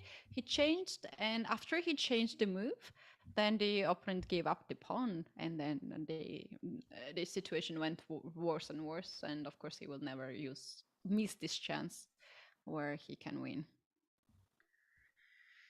Yeah. Yep. So, okay, let's go and vote on our predictions on these games. We'll vote for Anand to win with black. Okay. I'm going to do it. I'm going to vote. Maybe I'll win the $600. Actually, if I do, I'll win it for our producer, right? So that's nice because I'm on his computer here. Chefchenko against Korrabov. Ooh, that's a tough one. Ukraine versus Ukraine. Did Chefchenko even win the World Junior recently? I mean, he's very, very good player, but Korrabov is famous for his rapid time control. In the Pro Chess League, which is one of the major competitions that I've seen using sort of a rapid time control, he was an absolute monster. Performance ratings in the 2900s. Let's say Ukrainians are 4-piece. They'll somehow draw their game. Oh, we have the first moves. David starting. I can see that. Ooh, closed Sicilian. That doesn't actually lead to that many draws. That's really and then F4 going for the kingside attack. That's really like a live or die kind of opening. I'm going to change my vote. Folks, you can change your vote until they've played 10 moves. Really? I'm going to vote. Draw. I'm going to vote for Korrabov to win. Let me do it. Let me do here for a draw. Wait, it's not letting me change it. No. I can't change either. How am I supposed to win $600 for our producer? I thought you could change your vote until move 10. Well, I'm locked in. No. Duda against So. I'm going to put another draw. on this Berlin defense. I played this opening in Blitz yesterday, really mucked it up very badly. It was my first time playing the Berlin. I knew that D5 was theory, but I just didn't want to play it. And this is my approach to chess, Keddy, is like you can only play a move if it makes sense to you, if you've got a reason for playing it, if you want to play it, if it looks like the right move to you. So in this position, D5 just looked bad to me. I couldn't justify what I was doing with potential doubled pawns or the E5 pawn. And so I played bishop B6 and got a bad position, got slowly outplayed. But the one time it's not enough. You need to play more and more to get more experience and to feel more the new opening. So you can as I learn what's wrong with bishop B6, then maybe next time I'll slowly understand why I should or shouldn't play D5. So I'll get there. It's a learning process, but eventually I'll be playing a move that I understand. Okay. So all right. I predicted a draw here. Now, Gavrilescu against Voitachek. That's easy. Gavrilescu's out of his depths. We'll predict a win for Voitachek. And then Caruana and Rapport. Ooh, a fancy, weird French. Unfortunately, I feel like they're both too good to lose. Ooh. But I'm going to bet on my man, Rapport. Ooh, that looks so nice. Really? I bet on him to win with black against the bishop pair. I don't know. It was crazy. It was a moment of insanity. This G4 move, which looks like a preparation for whites. I voted with my heart. All right. I voted with my heart, not with my brain. Did you vote all the games? I think I got in votes on all the games. So I'm sure our producer is sitting there trying to like produce with fingers crossed, hoping for some of that $600. Yeah, why not? David, this is my suggestion to keep the eye on this game. Caruana with white pieces against Richard Rapport. As you mentioned, those two players are going to face each other at the Candidates tournament, which is the most important tournament of the year. The winner of the Candidates tournament will face the world champion Magnus Carlsen. So we might see some of these players as a challenger for the world championship match. But before that, this is another very strong tournament, and they need to get into the Candidates tournament, which will happen in July.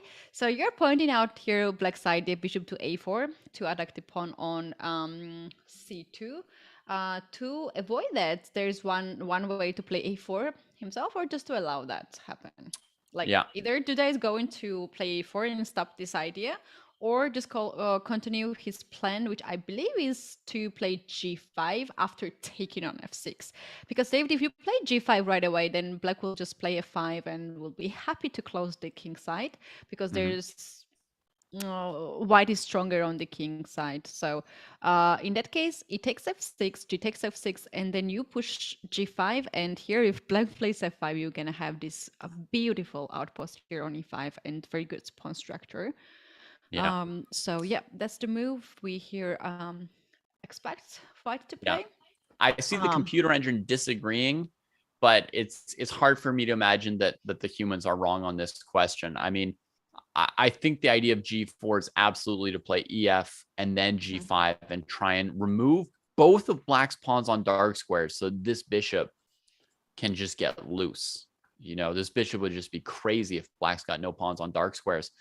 So, very, very unusual opening from Richard Rapport, as often the case. He sends Fabi into an unusual position. And I say Fabi is up for the challenge with this G4 move, which, as you said, at first looks very weird, right? Not developing the pieces.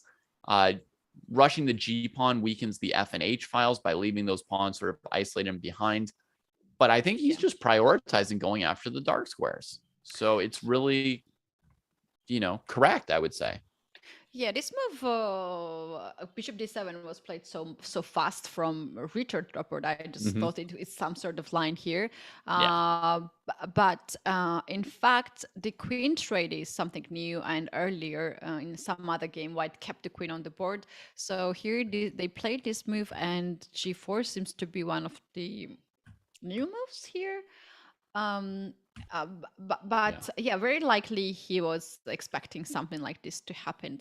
And as White is taking here some time, maybe David, he's considering it takes f6 and knight takes f6 just to maybe ruin the pawn structure, but at least develop the pieces and go after g4 Oh, pawn. If you push g5, the knight will get on e4, right. and then c3 pawn will also hang. You threaten this and knight e4. So you completely give up knight e5 by Yes. surprise, but you get a tempo because the pawn is still here. And technically it's still a pawn, right? Like we're fighting for positional advantages, but being up a pawn would be something. Yeah, that's right. Although, like when you give up this e5 square, knight can get on e5 with a check, and then a4 will be even stronger because bishop a3 comes with a check. So those are the variations here. But I still like a4 here just to play this Just move. a4 to stop black's idea and Yeah. wait on what you want to do here because black's a little bit tied up. You don't need to rush it maybe that much. Right. Yeah. So yeah, I mean, Fabi really thinking pretty deeply about this position because it's uncommon. It's not trivial. This is the thing that Rapport has up his sleeve is all these unusual positions that just take a little bit more effort to understand what's important and what's going on. And when you look at his 25:40 on the clock, that tells you that, you know, this was his opening prep. I mean, he's just added time so far this game. All right, bishop f4, getting ready for these dark squares. Bishop f4, that's a bit of mysterious move to me. Like he wants to open up the diagonal, like after he takes f6, perhaps. Yeah, I don't know. I mean, he's expecting the dark squares to open up here, so the bishop is around. Maybe also he wants to defend these pawns with like king d2 or something, so he needed to get the bishop out before doing that, because like what is he planning against bishop a4, right? That's good. Just king d2 and probably the king, right? Yeah. So it would just be a question of how to get all your pieces out and organized the way you want, maybe. It's bishop f4 here. Looks nice. I mean, I would expect bishop a4 and then knight c6 anyway, but he blocks the... Oh, so he doesn't even go to a4. Huh. Oh, wow. That's... you know, this bishop a4 can be double-edged move because you just lock this bishop there. And then when you play knight to c6, like... this bishop cannot be attacked, but bishop has not much of the role in the game. It just attacks the pawn on c2. And that's it, right? So after king d2, this bishop on a4 has not much to do. Yeah, I mean, it is the much maligned French bishop, right? People say so many bad things about it. So if it just attacks one pawn and keeps one white piece busy, maybe that's, you know, the best you can expect of it. But yeah, he goes for knight c6. And I wonder if he's not trying to threaten the move g5, which is a bit of a surprising move. But if I play something really not particularly incisive for white, like bishop e2, am I maybe allowing the move g5?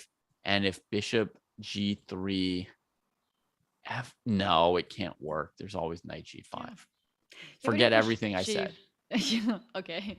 The thing is that maybe black just needs this pawn to be on g7. So after e takes f6 to capture it with the pawn and not give up g5, e5 squares. And you just wait for your opponent and just ask what you want. Like just bring it. Because if you take this pawn now and black will capture it back after g5, all black's pieces are most well developed there. Knight e7, knight g6 can be played.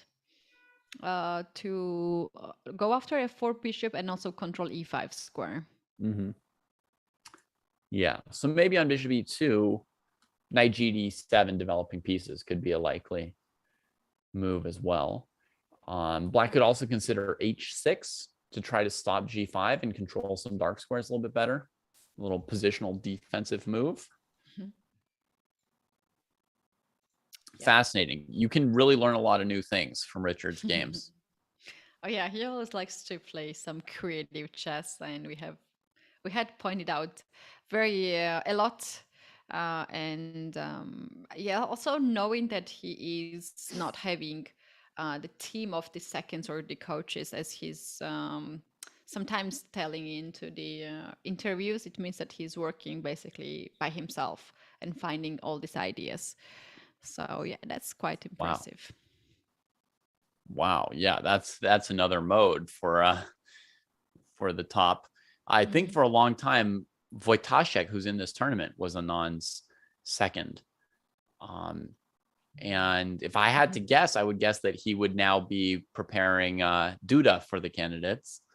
That would be my guess, you know, because he's got such good experience at that top level with opening prep and what it takes at those top level events. Yeah, he's really, really good. He's really professional. Yeah, one of the very best seconds out there. There's not like a long list of, you know, who the best seconds and opening coaches would be for, you know, 2,700 plus level players, because you need somebody who basically understands chess at a 2,700 plus level and is interested in openings, works well with computers, and doesn't prefer to just use all their work in their own tournaments. Yeah, that's also important, you know, like not to play. Like, I'm sure Wesley So would be an amazing second for somebody else, but he would rather just, you know, to play. be a top 10 player himself. So yeah, that's true. There was one situation when Voitachek was accompanied person for his wife, Alina Kashlinskaya, who is international master, who, by the way, played the speed championship on Chess.com right after this tournament. And very often they're traveling at the tournaments together, and there was one of the tournaments where Alina was playing at the Grand Prix, and Voitachek said at the interview that Alina asked me if I wanted to travel with her in Switzerland. I said, like, this is a nice place to travel. Said, like, okay, it will be some kind of vacation for me, and it turns out that I have to coach her and prepare her for the game. She didn't mention that he would be coaching. And basically he was working a lot of hours every day. So yeah, that's I think he was still enjoying, but there was funny situation. But also on the other hand, we saw some of the photos from yesterday where Alina was pretty much supporting Voitachek on the stage, and then later in the evening she had to play her own tournament on chess.com. So that's very interesting to have this kind of chess couples in nowadays. Yeah, that must be very, very fun to be in a chess couple like that. We've got a sharp opening here between Levon and Anand. Anand's offering an exchange, but threatening to win an exchange. I mean, it's not like a sack. It's just some tactics here. I thought that what White would have played last move was king to g2. Just want to explain the arrows I put before, folks. Was king g2 threatening f4, f5. Right. And I almost feel like Anand would have had to make a sacrifice if Aronian had gone for this. It feels so. I was looking already about bishop f2, knight e4, d5 kind of ideas. h5 is out there too. Quite interesting position for black, and has too much of the opportunities here. So White's, you know, pieces are a little bit not active. The king's a little bit open. And if you play a move like h6 just to save all your pieces, right, and play with the bishop on h7, I mean, it's so bad positionally what you've just done to yourself that I feel like on king g2, Anand would have had to cook up some kind of wild something or other. But we don't need to dwell on it too long, because Aronian played knight c4, and that's plenty interesting as well. Anand took on e4, and the basic idea is knight e5, bishop f2 check leaves black up a pawn, right? Right. And also, no, there's knight g6. It's complicated. I can't even calculate it. Hang on. Wait, okay. What's happening? Maybe you tell us, G2. Kelly. King g2? King g2, right? Bishop takes rook, knight g6. Wait. Maybe I want to play queen h4. Oh.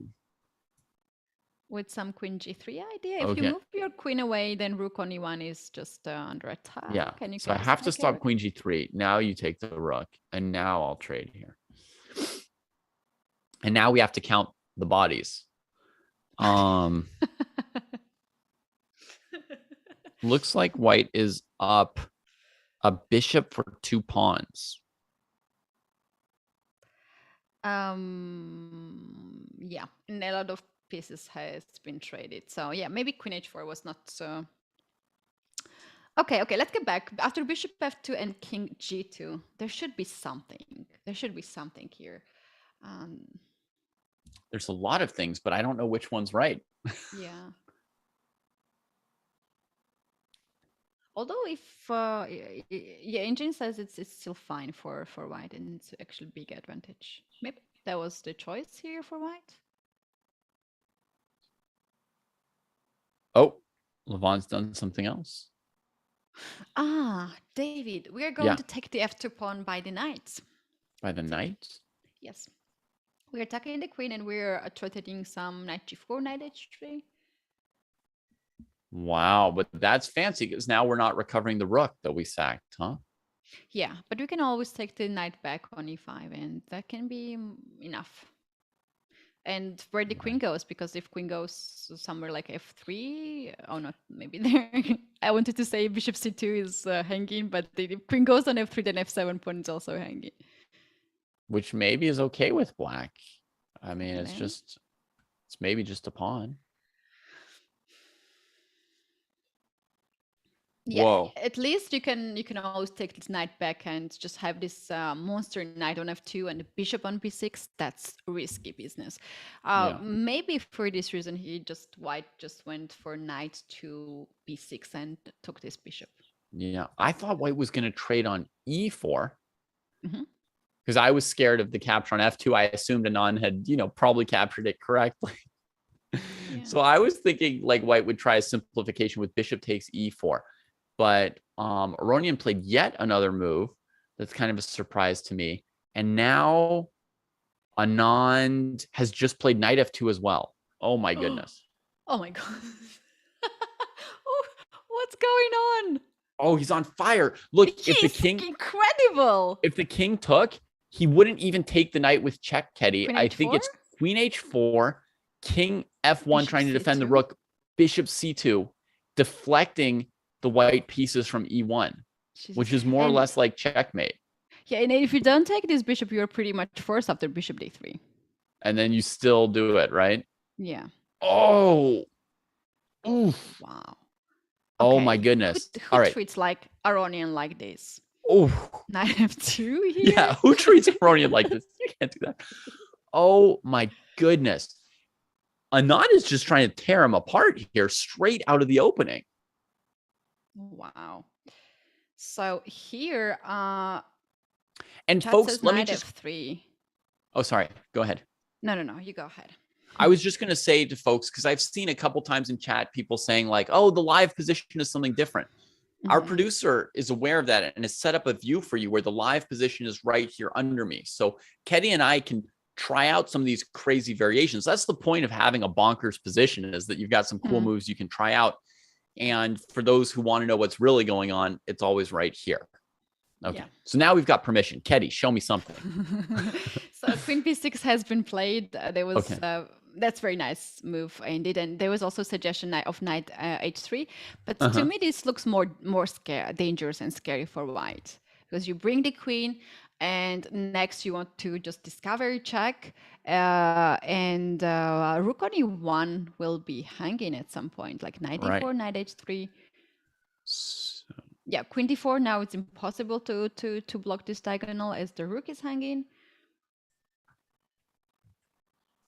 And we can't take the knight either, because then the rook isn't defended anymore because of this diagonal. Okay, the hardest task is coming up with a reasonable move for Levon here. Right, what happens if white just plays king to g2? In that case, okay. In that case, there's bishop c2 and rook e1 as well. Just a simple Which move way should we go? If we take rook e1, queen takes e1, we will go to the end game where we have opposite color bishop, but black has 2 extra pawns. Black can try there because white's pieces are not developed yet. Also, you can always keep the queen on the board, and when you have opposite color bishop and queens on the board, it can be like extra piece. Like for instance, you go bishop e4 check, and then you bring the queen also on the king side. That's not slightly better, just very pleasant position. But oh my god, Anand is doing something. Rook What? e5. Jesus. Okay, knight g4 check maybe doesn't win the G4? queen because of queen d4. He goes to knight Right. to g4. So he played knight g4. Okay. Okay. So you ask after knight d4, the queen to d4 or queen e3. Yeah, I was thinking like maybe because normally you would look for some discovery with the knight that attacks a big piece. I imagine a lot of people in chat would be thinking that knight e4 might win the queen, but it can go to d4, and you know the game goes on. Black's up 2 pawns for nothing. But the game goes on. That's the craziest thing about this. I mean, Anand offered some sacrifices, but I think he's actually up material right now. Incredible. So after queen to d4 now, black can just take the rook by the knight.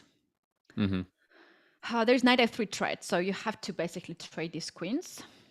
And now bishop c2 is hanging, and you probably don't want to trade the bishops as well. Yeah. Because you don't have perfect 3 pawns down. Oof. Oh, that's a piece. Yeah, Vishy does not need 3 pawns to beat somebody in an end game. Yeah, he just needs just a better position, but 3 pawns. Okay, and rook e3, right, would be to try and come back and not get captured for free. But then again, there's the overworking of the queen. Bishop takes. Or you can do it the other way. There's like, HG4. take the rook first. Okay, yeah. Take the rook first. If then... bishop g6, we'll save the knight. Yeah. Using that check again. And if queen takes, then we'll get an opposite colored bishop ending at least, but 3 pawns is too many. I was thinking here maybe black can take the bishop on c2 and allow white to trade the queens. Yep. And then to have this extra edge here on the e file, like black has to play e3, and this pawns are like in some variations, black can just play f5, king f7, king e6, king d5, king c4, and king b3, just to do like that. Come all the way in here. In the end game, you can always win that in the opposite color end game without rooks. Yeah. Yeah. So well, this might be white's best chance because there's opposite colored bishops. I have seen once or twice a 3 pawn down opposite colored bishop ending draw. It's the only endgame I've ever seen draw with 3 extra pawns, really. So yeah, can happen. In the game, something different is happening. So all right, so let's see. Knight g4. Yes. G2. Knight e5. I got one of the 3 pawns back with this order. Did Levon, right? So king g2. Now the knight's hanging. So if you play d takes e5, you lose the knight. So you have to take with the knight like Anand did. And now after the trade, he got 1 pawn back. Right. 1 pawn is back, king is exposed, pieces are not developed. Not good. Queen b5 has been played to guard d5 knight, but also queen e2 is the move that white should really worry now. And then when the rook comes into the game, we can go on e file now in this position, knight d3. Oh no. I mean, black's got the development lead as well, right? Like white's only down 2 pawns now, only. But also, whenever they develop this bishop, they're going to have to give up the b2 pawn, maybe the c3 pawn just to develop. I think rook e8 would be next if white takes their time about developing. Yeah, if bishop develops now, b2 pawn will hang with a check. And it will not be only check. Also, some like f2 square is extremely weak. And there will be some forks there or some checks there. Queen d5 can be next move. Like knight can be also a shield to cover this square, and you can give next check, and then where the king goes. But I was thinking bring one more piece, but you're right. The queen and knight are such a combo with the weak light squares that queen d5 probably wins by force if it were black's move again. b3 was played and queen d5 without rook e8. Wow. Oh. So after king to f1, there should be some unpleasant checks. Oh, there's queen h1, king d2, queen g2, rook a8 now. Yeah. go. Just I mean, just murder. Just murder. Yeah. King D2, Queen G2, forcing him to take the knight and give up the queen, right? Give up the queen without even take the rook back. So yeah. Yeah. Oh, that's the game over. Aronian The game's already queen ended. D5 resigned. He already resigned on Queen D5. Yeah. That was quick. That was like teenage Anand. Mm. Oh my God. That's too much. My rap song about Anand starts like this. Oh, Vishy Anand, swish, and then he's gone. A mad fast killer. This won't be no marathon. Oh. And that's appropriate. That's appropriate to this particular game where within 20 moves, he made Levon Aronian resign. Oh my God. Teenager Anand play woke up teenager David Rapid. Yeah. So crazy. That was brutal. Yeah, that was brutal. Game. Beautiful game. I already plan to watch that again after this commentary. Just I really want to know how this happened. Exactly. You want to do that as black one day. You want to play that opening. Yes. I want to do that. Yeah. I want to do that to my opponent. All right. This is man. Duda and Wesley, right? Is that? Yeah, I'm trying to look if anybody can chase Anand, right? Because I mean, it looks like, he'll probably go 9-0 or whatever, but let's say he doesn't. Imagine if he gets 9 out of 9. He can do that easily. Let's bring the leaders board now and check. Honestly, if you beat Aronian with black in 20 moves, you do make it start to look easy. And then he faces young Christoph Duda next round. Duda is the closest opponent to him.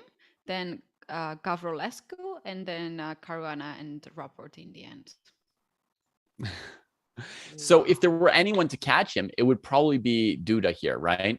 Duda's in second place. And I predicted this game to be a draw, which is not looking like a good prediction right now because it's completely weird chaos. I mean, there's like a piece for 4 pawns so situation. So, yeah, I think some sacrifices happened on F2. Okay, I need to learn this opening since I lost with this opening yesterday. So let's see. Queen D5, Bishop C4, Queen back to D6, Knight D2. Yeah, this is theory up to here. Castles B4. Now I'm sort of out of what I know. Bishop B6, A4. Threatening to trap the bishop. Wesley doesn't care. Duda traps the bishop. Ooh. Wesley gives it up. And takes. So at this point, it's only 2 pawns for the piece? Seems like it. He picked up the other pawns too. Like bishop takes, queen takes. How he lost all those pawns? I don't know. This seems like... you know what? Knight G4 comes into the game. Knight G4 comes into the game. If you play bishop 8, B2 or rook A3 to guard C3 pawn, which is hanging right now, then Knight G4 comes in the game, and that's not good. That's not any good here. Okay. Yeah, because King G1 or King whatever you go, if King goes on E1, then Knight E3, and that's game over. Because then Knight goes on C2 with a check, and the rook on A1 is hanging. If King goes on G1, then Bishop takes C4 just like that, and Queen on D1 is hanging, so you can't recapture it back by the Knight. Oh my God, that was so fast, Katie. I couldn't even follow you. I apologize. I could not keep up with that variation. So my point, okay. No. Give it to us again, but slower, and we'll all learn from it. So what should white do after Bishop D3? Bishop takes D3. If white takes D3, Queen takes D3. And if you just guard this pawn like Rook A3, just ugly looking move, there's Knight G4 coming into the game. Okay. Now, here I can finally see one of the things you're going for. That's a checkmate. Sorry, folks. I'm trying to keep up with Ketty, so I assume you are too. But if that was all obvious, we don't have to go over it. Queen D3. And otherwise... Yeah, Bishop B2, it happens the same next. Bishop B2, same. And if we develop the rook, are you just going to start taking pawns? Yeah, I think that's what happened. Something like this happened too. Okay. White. So the game didn't go so far from what you said. The bishops were traded. And now white played queen e2 and gave up the queenside pawns to develop and to try and trade queens. So here's where we're at. Knight e5. This was the position we saw before. E4. And knight e5. Wow. Yeah. Okay, you know what? This a5 move, which Duda played to trap the bishop on on b6, and then Wesley sacrificed this bishop, was not there. Like there have been played like some other games there, and none of the games was a5, and it's quite obvious move, right? You just drop the bishop there. So he went into something different, and I think that's what Wesley was hoping for here at this point. But So Duda's the first person to test a5, which is sort of the point of a4. Bishop a3, that's the point. Bishop a3 and b5, and this queen and the rook are at this diagonal. Oh, so white can do this and allow bishop d3 and then play b5? Mm-hmm.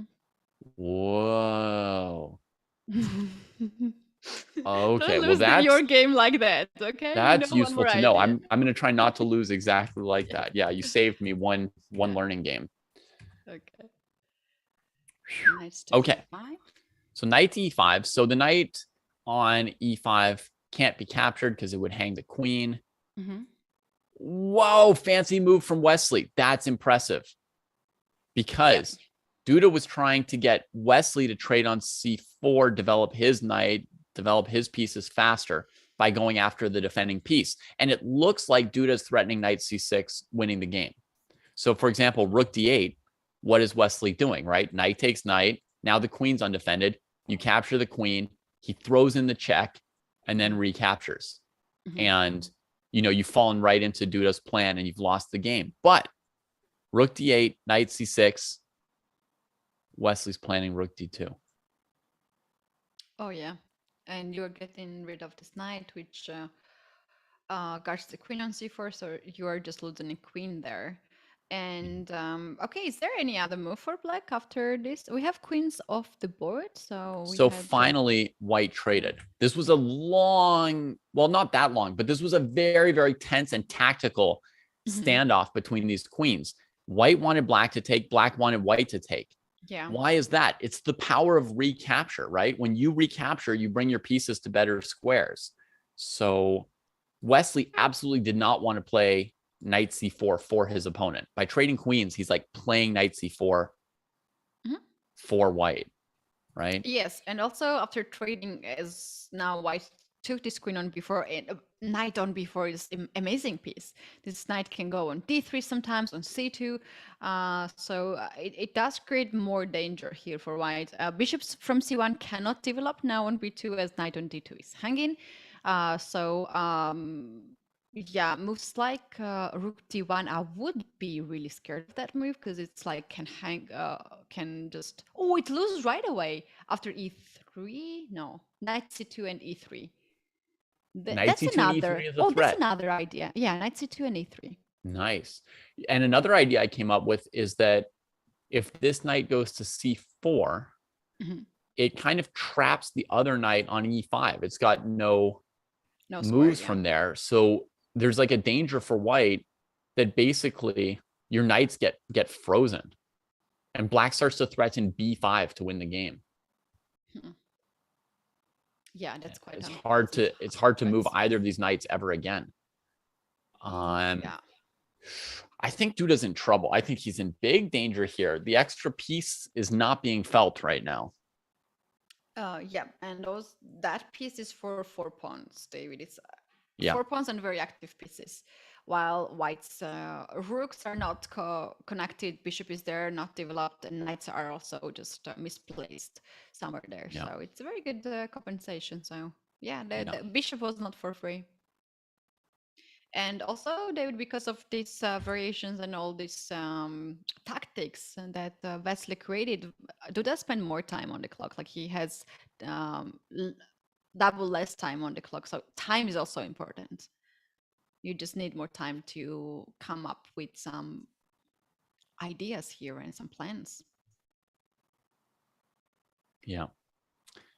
So knight dc4 is the move that got played, and I don't think that move's good enough. I mean, I didn't see a better move to suggest for white, but I feel like white's just stuck and frozen here after rook e8. I just don't see how to play the game. Yeah. Just develop your pieces. Rook e8. Rook d5 next move. Maybe that's not very necessary, but yeah, you can play rook d4 next. But I like your idea b5 because you know what? You can also create a pass pawn on the queen side, and these pawns can roll. And who gonna stop that pawns? Yeah. Not the knight on e5 that can't move. Not the rook on h1 that hasn't moved. Not the king f2 that's cut off from the queen side. True. Rook e8 is on the board, and it's now white's move. Is there? How about after rook to e8? How about a move like bishop to g5 to pin the knight? And I want to take the knight and then play knight to g4. Ah, you're making an escape square. Yep. That's devious. So if you try to make an escape square, maybe I need to attack this knight with rook d4 so that neither piece is allowed to move. All right, you can do that.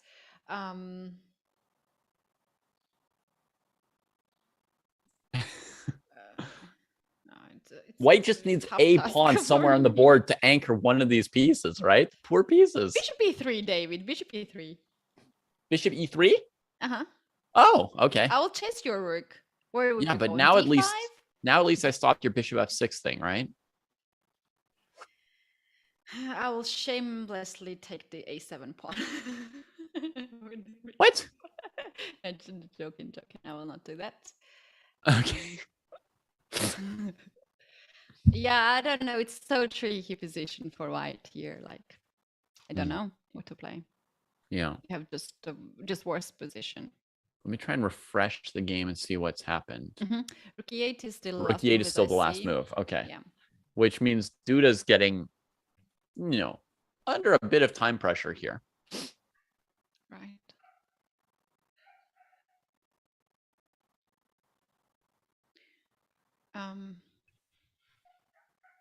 Yeah. Oh, the game of Caruana and Robert is also very interesting. Oh yeah, of course. Of course. Let's see how it's going. Ooh, Caruana is still putting on a lot of pressure. Yeah. All the pieces are on the king side. Like the rest of the board is just ignored. The whole play goes on the four ranks here. I should have never predicted black to win this game. That was just crazy. Latest move is rook to h2, so this gives up the h5 pawn, but to take h5 pawn is quite risky here because you fell for the spin, and there can be some moves like knight to h6 or first to take, and then knight f6 is there. White can also just take this f6 pawn by the pawn, and after g takes f6, knight e5 check. There are plenty of ideas. Yeah. One of these lines must be winning for white. Like they're all too close to winning. So I don't think black's taking that. It looks like a very, very passive situation for black where they can barely move anything. Yeah, very bad. Like black will run out from the moves later, so like good moves. And come under two song. Yeah, in some cases white also has this h6 pawn going forward, and how you're going to capture it. Like if you take by the pawn, f6 pawn hangs, the knight will get there. If you take by the knight, bishop takes h6, pawn takes h6, and knight f6. So knight g8, you have to make this kind of moves to stop h6 and to guard f7. You can just swung and play like king d1 maybe. Just like king d1 resigns. Or just imagine this king starts to walk on the queen side and gets all the pawns. That's not nice. Wow. I mean, this is a logical move. The knight on a light square defends, the weak dark squares. Black's hanging in there as they can.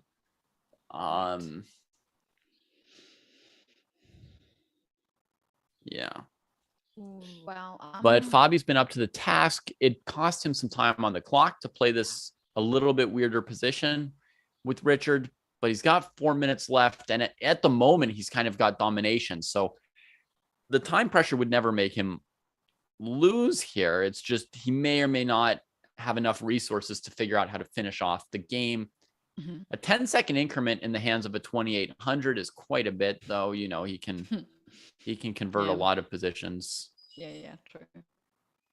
Knight to e3. So you're getting rid of the active knight here. Or you can just take this knight and get the better structure. And white basically wants to open up the light square bishop. So in some lines, maybe h6 still works and bishop h5, or this bishop can get on g4 and look for some sacrifices out there. And there's also this kind of idea, like to capture this knight back with the bishop and then try to push f pawn further. That's another choice. Yeah. Yep, all looks so good here. Yeah, and fe3 to maybe break with e4. It's an unusual option, but it's another option. It's another option, but Black's there's idea is also maybe going to F5 be move. king f8 at some point to try to win h5 with this bishop. And yeah, if white takes fe3, maybe black would then play f5 to stop e4 completely. You concede some dark squares, but there's not much dynamism for white's bishops. The position's pretty locked up. So white has to really, I don't know, find a breakthrough that I don't immediately see. Right. You can just capture back with the bishop here, and after king f8 is very nice move, like to attack the pawn on h5. Yeah. So fe3 was played, and now I guess king f8 and f5 are the candidate moves for rapport. Well, if you play f5, then there is rook g6 coming, and I'm stopping you going the king f8 because the e6 pawn is hanging. Yeah, I think I can go to e7. Bishop g5 check, and I might drop my rook over there on g6. Oh no! No! Yes! We won from the back row with knight g8, bishop e8. The rook h8 is trapped. Yeah. But I'll say there's like a little bit of a bad sign for Fabi, actually, I think, because it looked to me like he spent 30 seconds on recapturing on e3. Now, he had chosen to play knight e3 himself on the previous move, right? This was his idea, knight e3. Yeah. With 4 minutes on the clock, he thought for about 30 seconds, played knight e3. And after black takes, he thought for 30 seconds on the recapture. That says like he's not totally sure where he's taking this game, right? Yeah, that's not a good sign for him. He takes with f pawn. Is that on the board? And Richard's still playing quickly. He made that f5 choice quite quickly. Yeah, he's playing on time. He's just blitzing out on time and pressuring on time here, because that's what he has to do. Otherwise, he has so bad position. Yeah. Okay. I think the dream now for him is to bring this knight to e8, Ketty. I don't know if he's got room to do it. It would have to come from c7, b6. Yeah, he can do it. Okay. Here's black's plan, Ketty. King f8, bishop f7. All right. Knight e7 to c8, b6, a8 to c7. b8 to a6 to c7 to e8, and then you can finally take the h5 pawn. Yeah, that's too much, actually. It's too much. No, it's real. That's the real plan. It's a plan. It's a plan there. But this rook g2 is...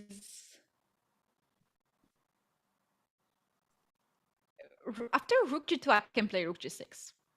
Okay. And this King f8 play. Yeah. Okay. You want to play rook g6 as an exchange stack? Rook g6. No. Okay. Oh no. I was actually thinking, David, to keep this diagonal for the bishop, not to take with the f pawn, because in some lines you always have this bishop c1 and bishop a after a4, bishop a4. The reposition, right? Yeah. And now you're kind of stuck out here. This bishop's really committed. Yeah. I mean, maybe you could go bishop h4, bishop d8, and bishop c7. Bishop d6. I mean, it's not like any of the black pieces can move, so they're not controlling any squares. it's absolutely true.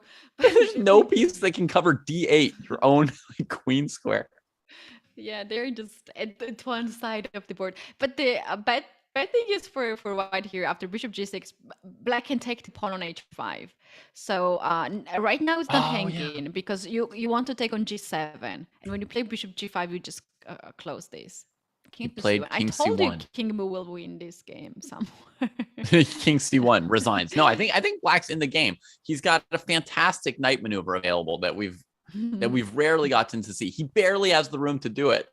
I want to see that. That's what the French is all about, Keddy. It's all about Maneuvering.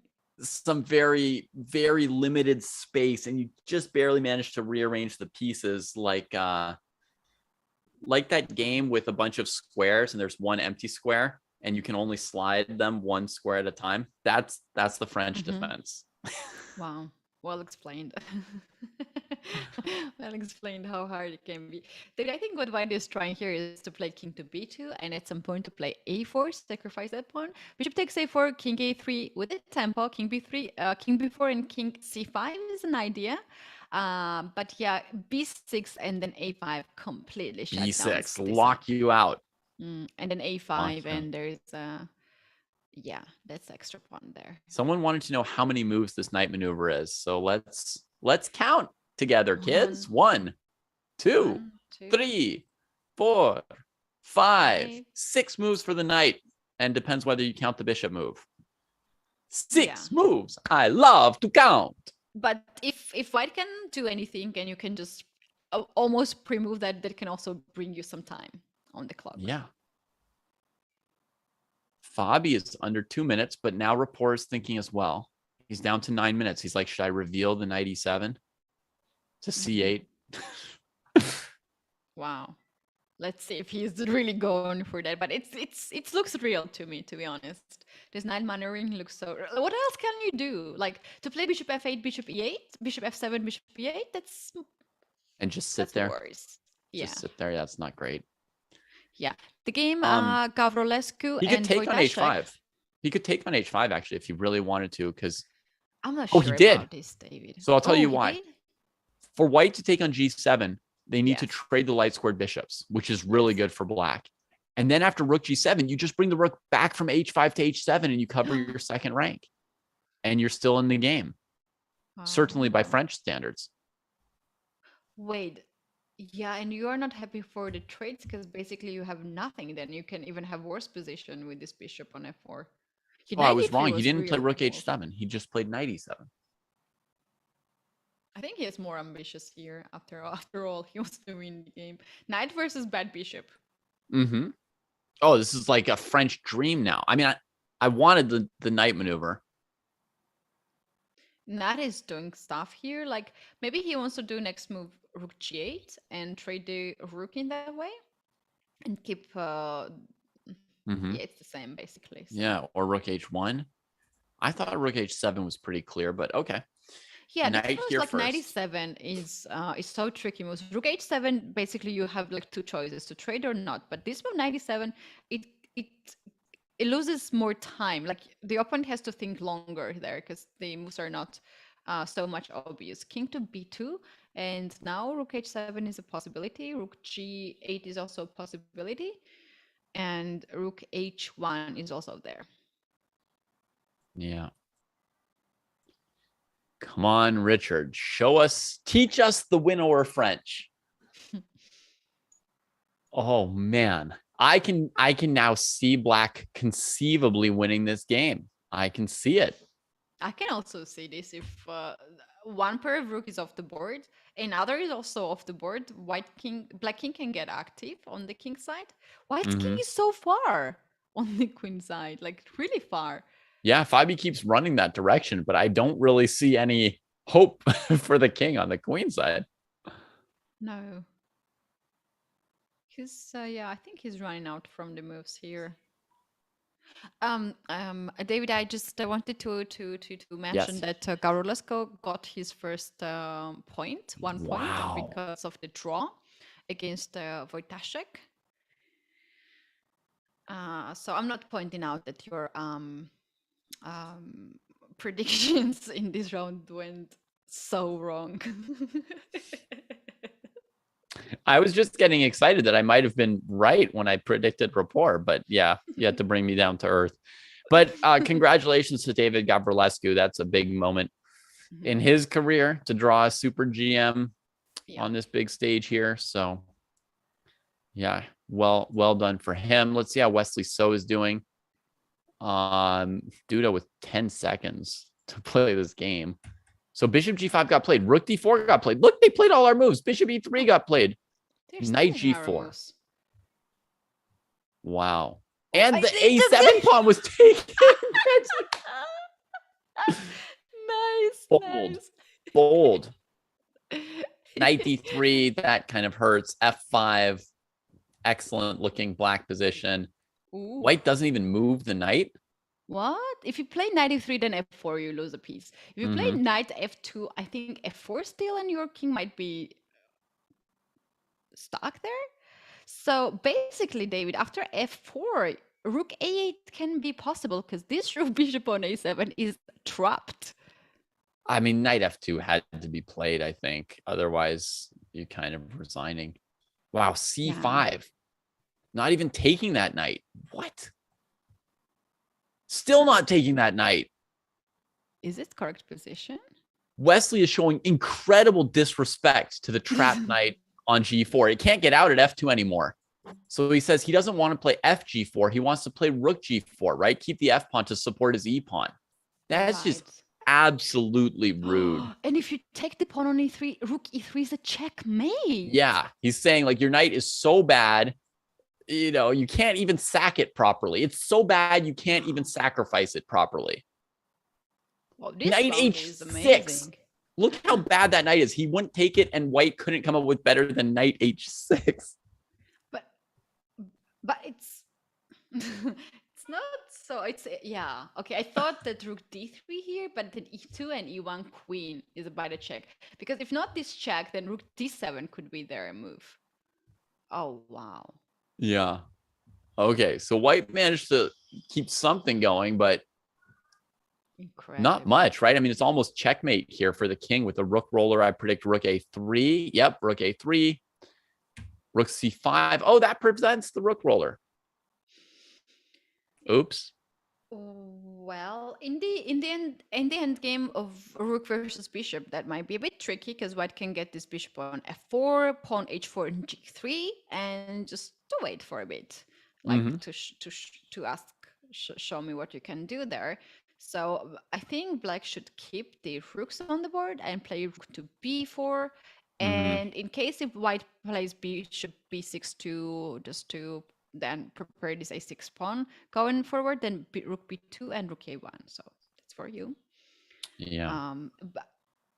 But after rook b4, maybe h3, David, here, like making a route out. And then black can double against g2, but is it enough, right? Check here. Let's say we take this pawn and give up this one. Is that, oh, well, maybe that's enough because now you've got mates again, right, to work with. So like king h1. So. Like Let's get rid of this pawn. Yeah, king g1. And for instance, bishop somewhere, bishop c5. No, bishop b6, yeah, to free the rook. So looking at this, is there enough to try to win? I mean, I feel like if you bring the pawn to h3, that sets up some mating possibilities. The a pawn is reasonably irrelevant because black's fine just keeping a rook on the a file, doesn't cost black too much. I would guess that black wins this endgame. Really, I think this is the biggest chance to hold the position since the sacrifice happened on since this whole start of the game. Yeah. I'm really thinking this way. Wesley's thinking a really long time about whether to trade the rook. But David, what happens after rook b4 and rook to f5? Because when you give me a check, I can bring this king on g1 and cover this with No checkmate? Oh, No. oh no. That's a complete refutation of Rook B4. Because honestly, I mean, what do you do now? I mean, you go here, white just has Rook F2, right? And oh, No, you're losing a piece. yeah. Not good. That's an important detail. That's an important detail. So we can double here and we can probably still take G2. But what about Keep the king on G3 the here? background. And if you take on H2, I have bishop F2. That way I don't have this pawn to come down, huh? And you have to That's give right. a check on Check G2, king F1, here. and after this Okay. take, and now I have bishop F2. And you defend this pawn. Oh, I'm not going to win this endgame. Yeah. So after thinking long, Wesley decided to trade the rooks. He could have more chances there in this endgame, and he went here with F pawn. Like without F pawn, it's a draw. Maybe he has more chances here.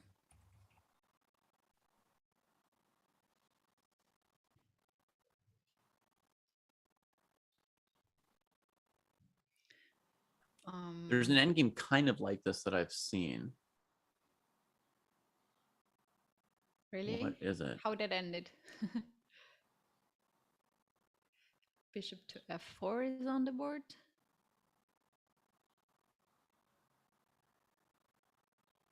I think it might be HG against HG that I've seen.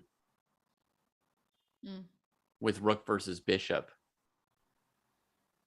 And Oof, Duda has no time. This is a big problem, David. Like, you still need to play some moves here, and 10 seconds in this position is not a lot of time. I would say the 10 seconds for panicking and I'll drop the clock. I would say one thing is clear. White needs to put the pawn on H3. Because the theoretical endgame I'm remembering, the key is that if your pawns are on H2 and G3 with the dark squared bishop, you lose. Because the king can maneuver in wherever it wants to, set up back rank mates and stuff. And if you put the pawn on H3, you draw, I think. You know what? King gets on E4. If you play G3, king gets on E4, Rook F3, and Rook F4 is Black's idea. And that's winning endgame with F extra pawn. Yeah. And in some variations, you just need this pawn to be on H2 actually to make a draw. So maybe Duda will just keep this structure as long as possible. For sure, he's going to have to put the pawn on H3. He does. Yeah. Pawn on H3, king A4, F4, F3. How that happens? F4 and just F3. The live position's right below me. For those who want to see the live position, we are showing it at all times. So even if we're looking at some variation, if you look right below me, you can you can find the live. Here. Stay here. This is live position. Why he's chasing the bishop like F4 and F3 then? And then, oh no. Yeah, this is hard to do. Yes, that's it, David. So you push F3 at some point. You first kick this king back, and then F3. So you are having this position as bishop and king versus rook and king, but you have extra tempos here. You can give it tempo to white, which can be crucial. Yeah. I'm not sure how we get to the H3 pawn at the end, though, right? Because black's going to have a king on F3. White's bishop has to keep control of G3. Bishop H2 here, rook F2. Okay, let's see what's After happening. bishop H2, just F4. We don't know for sure if black's going to win, Candace. Yeah. But this bishop did come off its best diagonal now. right? So it's no longer preventing like king f4 to g3 in every position.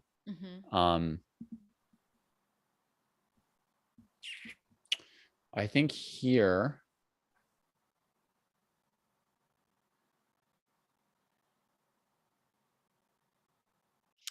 Oh wow! If even white drops G H pawn, like trading G and F. Can we see it on the board as we have live yeah. board here? What do you want me to try? I'll just play a bunch of moves. Yeah, rook c2, king f1, f4, f3, king takes. I avoid checkmate in one at least. Yeah. Okay, so this is the position where I don't see how to win, right? Because the bishop keeps the king out of that square, and this king stays in this area. h4. Okay. Oh, wait. Are you going to play rook g3? Yeah, that's what I wanted. But after rook g3, there is king h2. Yeah, good try.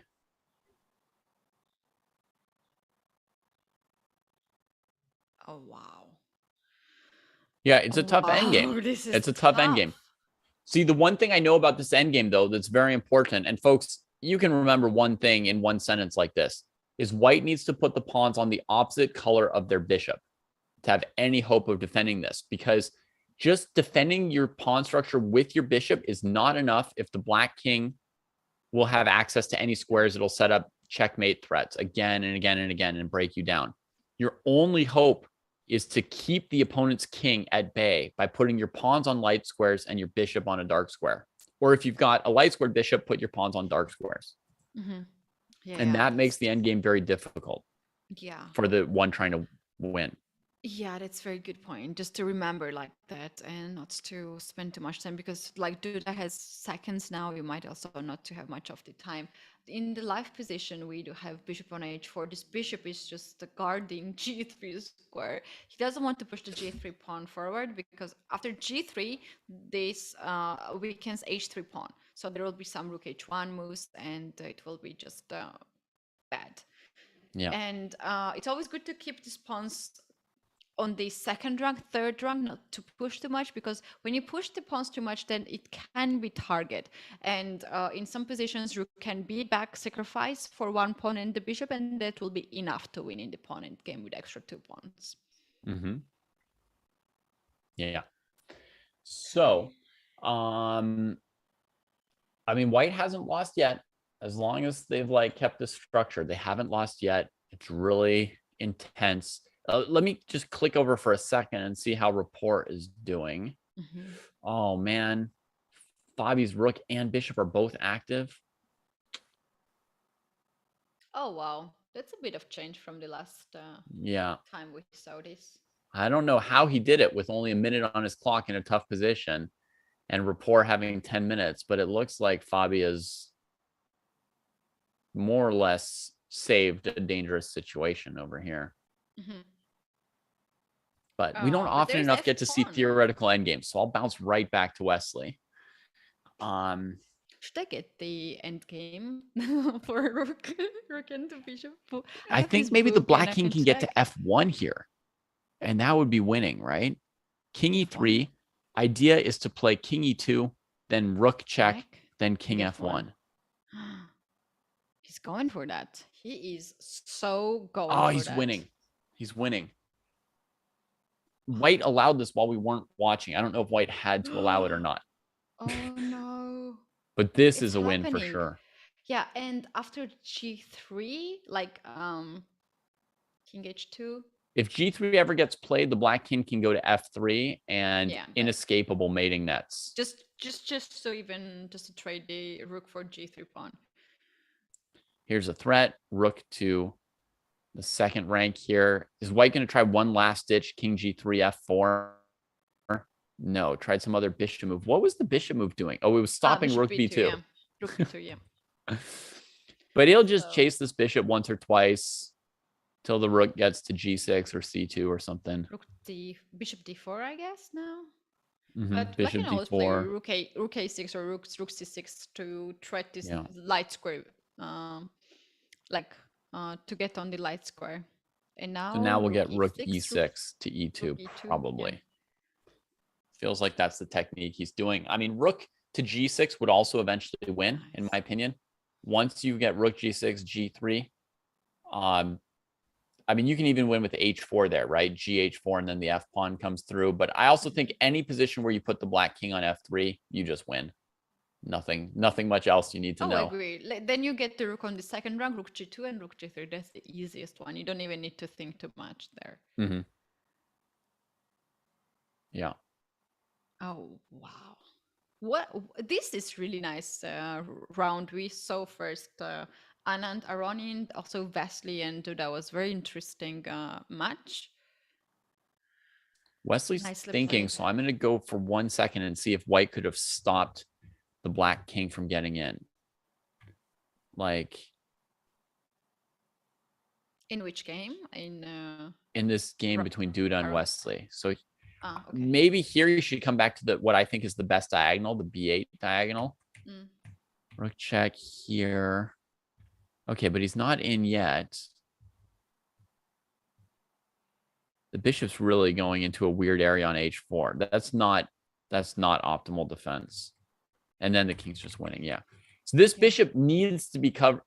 Its best diagonal is b8, h2. Its second best diagonal is a7, g1, right? So like sending it off to h4, that's easy. I mean, because you see the route that Wesley used, he actually went through through 2 dark squares. You can't, that should not be available to black's king. Yeah.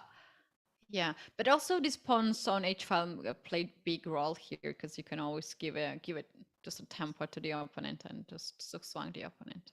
By the way, look, we got rook e6 to e2. So I was even able to get into Wesley's head. I figured out exactly how he had in mind to do this. King g3. Rook takes it. Oh, h4 here? What? Excuse me? I thought rook g2 was really obvious. What was... He wants to take with the king and then go after h3 pawn. Oh, man. Is that some kind of extra precision? He's threatening rook e4 as well, winning the bishop.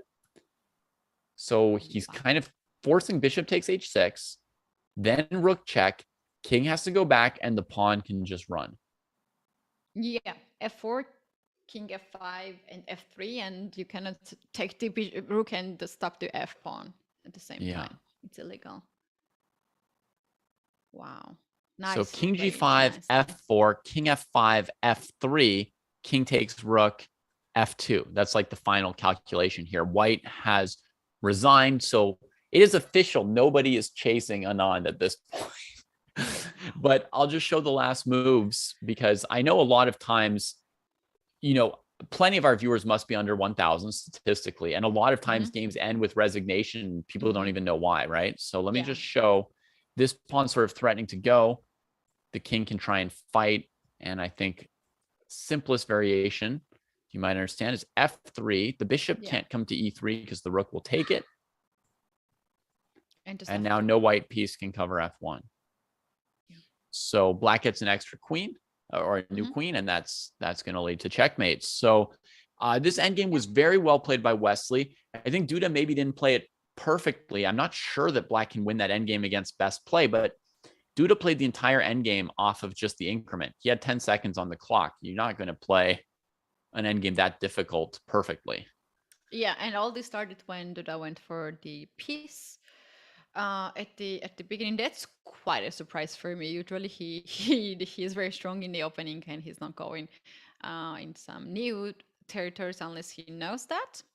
But yeah, that's the final result here in this position. This is Caruana versus Robert. What? It's another interesting endgame, Kenny. I love it. It's like, what's going on? I think our chat also started to like the end games. And I remember like yesterday was a lot of comments like, I hate end games. I don't understand end games. End games bad. But today we have some of the end games very interesting ones. You know what? White Oh, is threatening h6 now. a6, king a6, rook c6, rook e6. right. I think I see two different ways for black to win. One is rook f6. Oh, you're winning with black. I was winning with white. And here, you're winning with white. Ketty, there's a rook behind a passed pawn on the second rank. You're That playing without your king. blocked. Well, who has to move? Wait, who is the one? You want to win? Black to move. You want to win. And here's the other way to win. You actually give up the f pawn to go here, here, and then white's remaining 2 pawns are weak. It's probably enough to win for black. I didn't fully calculate it, but please tell me that Richard did. He took the. Is this winning? Like king? Yeah, oh 'cause yeah, king you go c3, like king d3. Here. Yeah. Wow. He's winning this game seriously with this knight think on so. e8. Now his where plan was is the rook knight? h4 to e4. Knight on g8. The The knight bishop on g8 game, e8. yeah. Oh my god. He trapped his own rook on h8 with his other badly placed pieces. Yeah. And he's winning this one. Nice. Nice. One of the most passive positions to ever win a game. If there were like a passive index, like a way to say this position has a 93 passive rating, then his position would be one of the most passive positions to ever win a game. Yeah, I won one game like that. My opponent was attacking Grandmaster 2500. Attacking, and could not attack it well. And I won. Nasty technique from Richard there, rook f2. Folks, take note of this move. I mean, almost anyone would go rook e4, king f6, rook d4, king e6, try and win with the 2 connected passed pawns. I think it does win using a technique that Dvoretsky calls the self-propelled passed pawns. Rook d3, C3, c3, rook d2. d4, rook d2. Yeah. The presence of D2, the a D3. pawn and the king coming towards the black king, maybe there's some couple tricks to calculate. And Rapport just rook f2, cutting the king off from everything, and Fabi just resigned. Basically, he's getting himself into Zugzwang. So if his king goes up to g6, staying active, then rook f4 takes the pawn. And if he comes down here, of a6, but then makes here, rook c6. this trade is never saving white anymore with their king cut off. King is here, yeah. Oof. Did white resign or lose on time? It looks like he's got 30 seconds. I think rook f2 was just too nasty for him. And he resigned. What I have noticed at this level, for them, it's okay to resign. Like for me, it's very personal to resign the game. Like it takes me forever to resign. But for them, they understand they have lost position. They trust their opponent. They don't want to suffer too much because this is a very long tournament. They have still one last round to go. So that's it. They just stop in there. And for them, it's easy to forget this lose and focus on the next game. And I just want to clear some things here because the chat is like laughing at me like, ha, she wanted to win with white pieces. I thought it was white to move. And then I wanted to start to grab the pawns with the rook, but yeah. I'm sorry, Ketty. Even if we let white move twice in the position where you thought it was white to move, you still won't be able to win this position. Yeah, nice. Nice. Nice of you. Okay. Maybe I just need a break to get refill the cup of coffee. Well, that's good for you because it is break time. Before we go to break, everybody, notice 3 wins for black this round, and fantastic wins they were. Anand, Rapport, and Wesley all beat e4 in 3 different ways. Badly. Tough round for 1e4. And next round, Anand will have white. So maybe it'll be a better round for e4. We'll see you in a couple minutes, everybody. Don't go anywhere. There's one more round of the Superbet Rapid and Blitz today.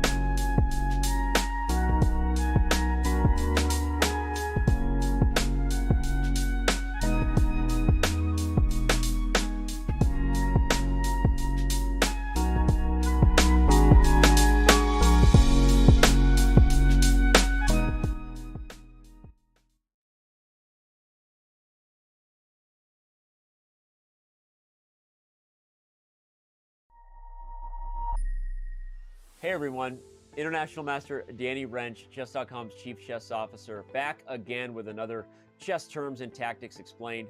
Today's tactic is the pin, which is an immobilizing tactic, a tactic that restricts and, as you can kind of see, holds the enemy pieces down so that you might bring more firepower to them, hopefully win material down the road. We start out with a basic description. One of the most common ways you see a piece pinned is right before your eyes. A bishop pinning a knight to a major piece. Often the queen or the king is what you see here. Obviously, the knight moving out of the way allows the queen to be taken, so usually not an ideal thing to do. Hence, one of the most common examples of a pin, the bishop to the knight. The next pin is an absolute pin. An absolute pin means it is against the rules. You absolutely cannot move that piece, and it allows for slightly more powerful types of tactics. When the king is involved, the buck stops right there. Here we see the queen sacrifice herself on d7, moving the rook into a pin by the bishop on h3, and that allows for the checkmate to follow, white bringing the rook all the way down to the e8 square. An absolute pin is the type of pin you can hang your hat on, for lack of a more awkward, cringy pun, right? TM, awkward puns by Danny Wrench. Take that, Danya. Who's got the awkward puns now? This example really shows you what's at stake when the king is involved. Absolute pins really immobilize the enemy pieces because they simply cannot move per the rules of the game. Our next relative pin is also just designed to show that while the knight can legally move, probably not something you want to do because the queen will hang. Okay, and with that last description, we're going to jump over to our real game example. This taken from the World Chess Championship match between Alexander Aljohin and Jose Raul Capablanca long ago. This is one of the most amazing, one of my favorite examples of the power of a pin. It started with the move f4. Really a nice move to put the black queen on an even worse square than whence she stood on the centralized e5 point. With the queen completely out of the way and no chance you could ever move this rook and safeguard the lady, white now eliminates the knight on e4 and spends every move from here on out preparing to bring the rook to gang up on the relative pin. Now, why can't white do that right away? Bringing the rook to c1 would allow black to take with check, as the only thing that's more valuable perhaps than a hanging queen is a hanging king. White would have to take back, and Aljohin would have gained absolutely nothing for the pin. So instead, Aljohin plays the brilliant king f2, getting the king off of the checking square. Only then, after protecting the threat of a check on h4 with g3, does white bring the rook to c1 and ultimately see his opponent, Jose Raul Capablanca, resign. Hope you're enjoying the Chess Explained Terms breakdown. Hope you're enjoying the broadcast and the show that you're watching right now. I'm going to let you get back to it with the team, and I will see you around on chess.com.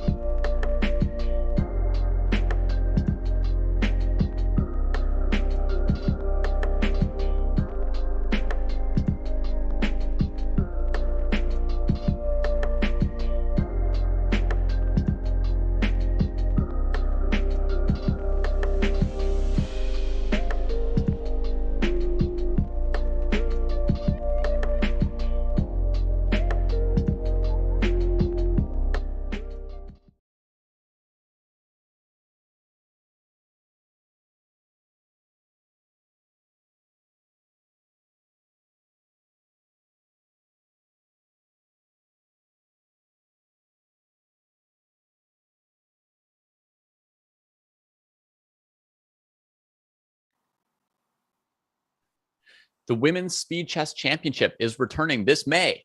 A collaboration between FIDE and Chess.com, the WSCC is the most important online tournament for titled women in the world. Stay tuned to Chess.com for all the action and more details on this event coming up very soon. And we'd also like to take this chance to remind you that coverage for this event is brought to you by SEO Crawl. Circling back, they brought us some tasty stats on chess searches, and y'all did your best to answer back. The correct answer to our question of the day was... 3.5 million. Ketty, you got it! Oh my goodness. Yeah, well, 5 million is really too much. As I said, this is the size. My country is that big, not even. So I just imagine whole population of my country searching this at the same time. All searching for chess. Then the second big number there was 3.5. So, yay. Yeah, so that's worldwide searches for chess in a month, 3.5 million. Amazing.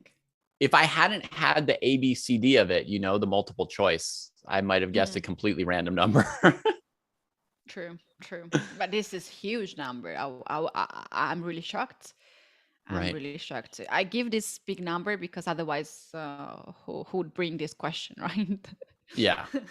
And I think people who've already found chess aren't searching for it anymore, right? Like, it's not something that you need to search for 27 times. Like, you search for chess and you know, the first result comes up chess.com. You go on chess.com. It's got everything you could possibly need. And then you kind of stop searching for chess. Then your future searches would be like, you know, King's Indian defense or something like that. But you only need to search chess once. True. So that's kind of like a few million new people each month who are looking for some more information on the game. True. All right. So here we've got a video from SEO Crawl, and we'll be back in a couple minutes with round 3. It's time to take your SEO, that's search engine optimization for those who don't speak internet, to the next level with SEO Crawl. Their tools combine robust dashboards with automated tools that are proven to improve your organic results.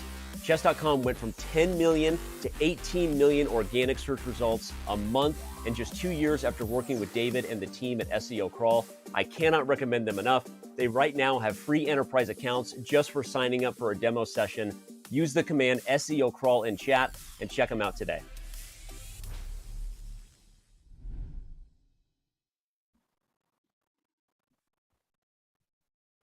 Welcome back, everybody, to Chess.com's coverage of the Superbet Rapid and Blitz in Poland.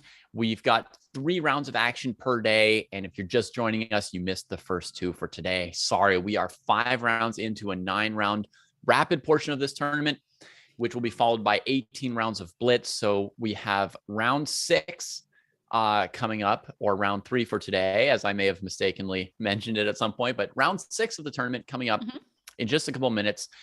Ketty, what do you see here in the pairings for this round? What stands out to you?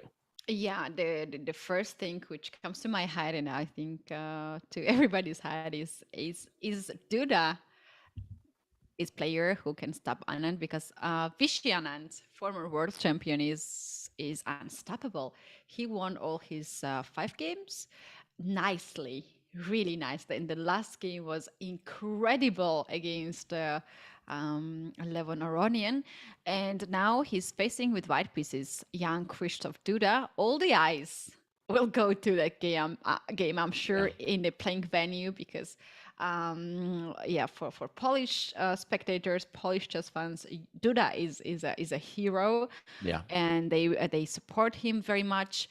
And he lost last round now against Wesley So. That was quite a big, long game, and now he's facing Vishy Anand.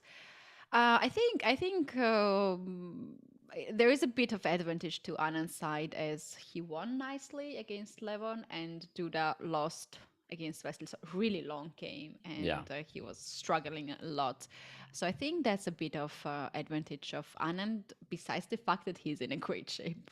Yeah, I mean, there could have been more drama in this game if Duda had just won, because Duda would have been in second place still in the tournament. And it would have been like, you know, unstoppable force, immovable object, two players who are just winning, going up against each other.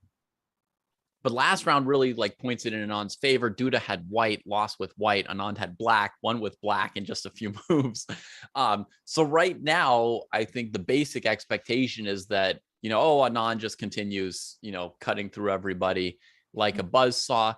But the truth is, if you look at historical chess tournaments, players basically never win every single game. Yeah. There's almost no examples of this in all of chess history. I mean, basically, Bobby Fischer is nearly the only example of it in his run from the interzonal through the candidates matches where he won 2 matches 6-0 for a total of 20 games in a row. But if you think of the top 2 modern examples of a tournament where somebody won almost every game like Anand, I would think of Topalov winning the World Championship tournament in San Luis, where he scored 6.5 out of 7 in the first half of the double round robin. Oh, okay. Without. I thought you meant 7 out of 7. Yeah, 6.5 out of 7, even there. And that was good. where Topalov was just looking like, oh, he's going to win every single game. And then in the second half of the tournament, I think he just drew all 7 games. He didn't even win another game. He was at +6 and cruised to the end. The other famous example maybe would be Caruana's Sinkfield Cup in 2014, where he won 7 games in a row, which was, basically a huge modern day record. But even there on his top form, then he drew out the last 3 games of that tournament. So, wow.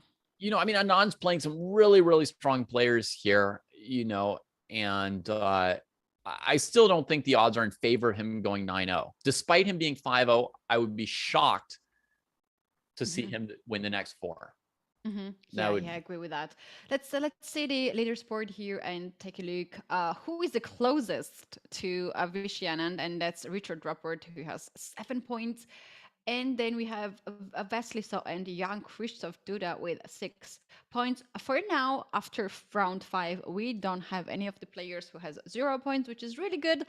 From the perspective of a chess player, it's always heartbreaking to have a player with a 0 point. So there is a Levon Aronian with 5 points alongside with Korrabov and Caruana. To be honest, David, I thought that today was today we could see more of Levon's favorite games. Like he was, I thought that he would score more today, but still last round is in progressing, and they just started the first moves, and we can see here some of the c4s and some of the e4s just happened. So yeah, and before we go to the analyze this, what do you think what's going to happen in the game of Anand and Duda? Yeah, I'm going to predict a win for Anand, largely because that last game must have been pretty tough for Duda. And I know he's a professional. He's even an experienced professional at his young age. But I mean, nobody absorbs a blow with just absolutely no feeling, right? That was a tough game to lose. It was long. It was difficult. You got to really feel the pain for a long time. Yeah. And he had a worse position the whole game. It's never from the opening, he never had a position where he could dream about things going well. It was a lot of suffering for a rapid game. So yeah, great. Yeah, he lost some of his energy, I think. And there's a comment that Vishy Anand is already winning about 51 points of rating, more specifically. And yesterday we were talking, also this morning we were talking about Vishy Anand lost his a lot of rating back in January this year when he played Rapid and Blitz tournament in quite strong fields, just like this. And it went really bad for him. And it actually was right after the World Championship match in Dubai, where Anand was there for 1 month commentating on the games. So he played right after this, 1 week after. And yeah, seems like he was not in a shape, but now he's in a perfect shape. Indeed, everybody just would like to be in this kind of shape as he's right now. Is there any of the positions which gets your attention? So one or two interesting opening choices here. We've got We've got Duda playing the French defense and Anand going for a normal straight up advanced variation. The advanced variation has a great reputation against the Caro and a poor reputation against the French. And I myself, when I was playing a lot of Frenches in tournament, my favorite variation would be the advanced. Like if I could choose one move for my opponent, I would choose for them to play the advanced variation. For you. So not for themselves. for themselves, yeah. So that themselves, I would okay. get to play the black side of the advanced variation. Yeah. Okay. So I really thought it's not very good for white, but Anand's giving it a try. And I think that, you know, some of these positions are being reevaluated. Some of these advanced positions are being reevaluated. I'm currently practicing a variation of the advanced variation for white that I've never ever played before. You know, I always adding a few new things to my repertoire. Whoa. That's at least 2 new openings that you're trying out now. What's going on? I'm learning 10 new openings actually this week, Eddie. Yeah, I've been practicing a lot. I played the Berlin defense for the first time yesterday.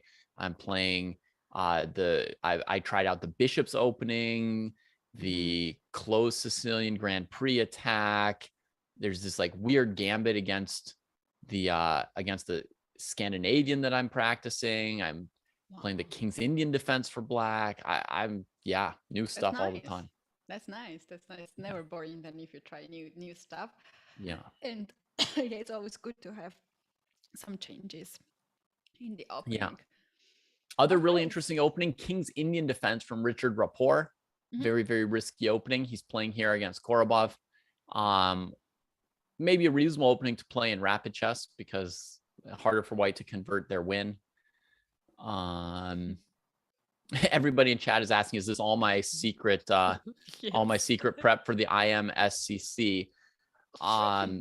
Somewhat. I mean, that's inspired me a little bit to do some extra work this week. It's not secret anymore because you just said it.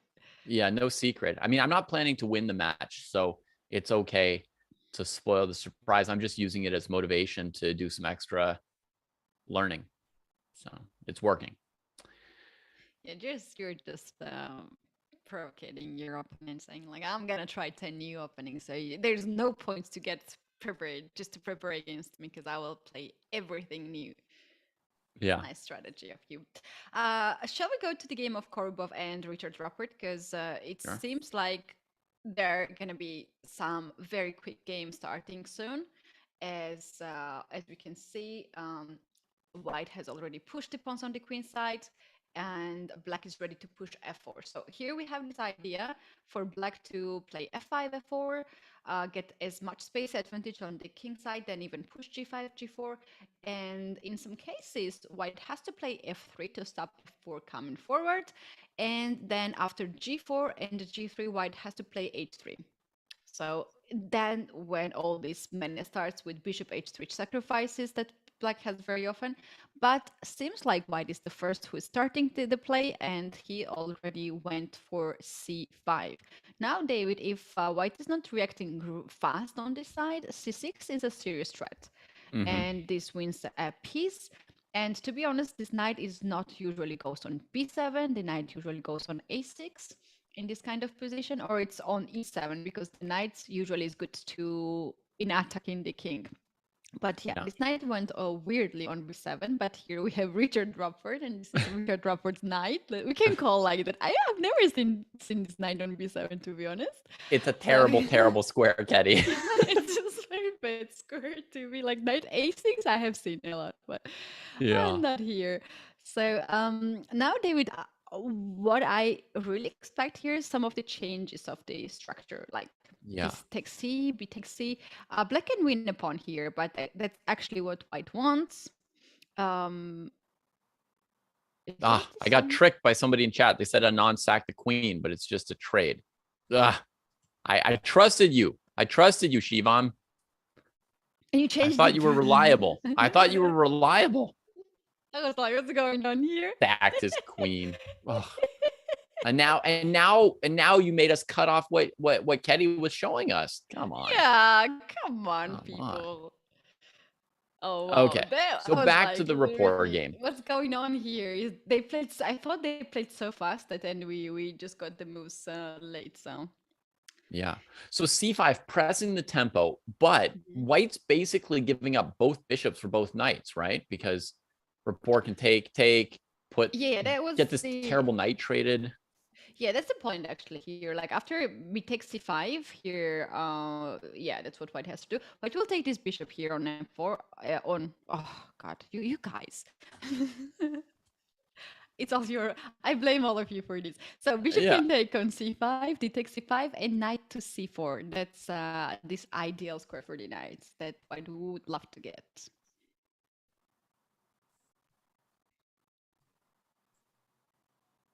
Yes, just like that. Yeah.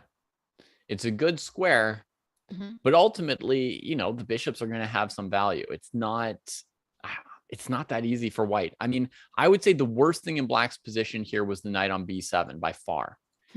So I wish there were a way for white to play that didn't allow it to just trade for the bishop there.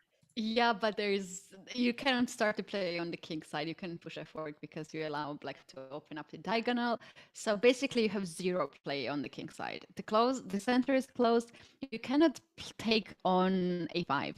The maximum here, what white could do is to play knight to b3, and Mhm. not to sacrifice a pawn. That's possible. And after a4, just to bring this knight back. So with this maneuvering here, you lose one tempo, but you make sure that there is something on the queen side, and the white is strong on the queen side. You leave a So weakness to try and win later. we're not going to win this with b5 because it kind of closes this side, and we don't want to do that, perhaps. But after this a4, c5 is even stronger. So maybe knight b3 was a bit of upgrade. I don't know. But we can trust Korrabov here, who played c5, and we have now this live board, which is below your video. Bishop captured the knight, pawn captured the knight, and it's move for white, and white is thinking. Yeah. Oh, there's So also I guess an knight important b3. question is, does black still want to play f5 in this position now that all these trades have happened? Or does black forget about that and just play like queen e7, rook b8, maybe h5, bishop h6, or after rook fb8, bishop f8 to d6, clutch your ill-gotten pawn with your dark squared bishop, Yeah, and just say white can't get through? Yeah, I think black should change the plan because this attack on the king side maybe not so strong now without knight. Mhm. It will be a little. And additionally, it can weaken more of the squares for black. Mhm. So it's time to hold on the queen side for sure. And this Yeah. maneuvering that you're showing is it's very accurate. So Yeah, I actually love the idea of getting this terrible bishop on d6. Maybe I'm David, misevaluating. Yeah. how about rook to a8 first? Oh, knight a4 has played. Yeah. But tell S- us. Yeah, Rook so I a8. was thinking take a knight b3 to go after c5 pawn, and after queen a7, there's rook a1. So you get also the open file. Yeah. Queen b6, knight a4. Yeah. But now the back rank. I think I can give up my good bishop by surprise. Go rook b8, force your knight passive because of back rank checkmate if you take my pawn. If I'm not miscalculating anything. Yeah. Yeah, that's right. So you have to go like knight to d2. Right. And now I think I need to keep coming with like queen b2 or something. I just need to keep white on the back foot, and I can eventually play a rook and bishop versus rook and knight endgame. Even with shattered pawns, it's like. And you can always play this bishop f8, bishop d6 to get this bishop at a bare square. Yeah, you can. Very So playable white kind of wants stuff. knight a4 right away, and allows black to take this knight. However, this position with bishop on g7 versus the knight, which will come on c4, is just heavy to play. Yeah. Okay. This is a key decision for black. This is big. If you give up the bishop here, you don't have as much time as we had in the last variation. And white's coming very quickly with like rook c1, knight b3. if I don't take the knight, how do I stop white from playing knight c5? I don't have time to defend it. It's like queen e7, bishop f8. Uh-oh. Yeah, and if you drop that pawn on c5 and play a5, this knight will get there, and Yeah. And then I'll be worse. yeah, way worse. Without my extra doubled pawn, I will be worse. Extra double ones, but extra. Yeah, but it's extra. I mean, it's not great, but it's what I've got.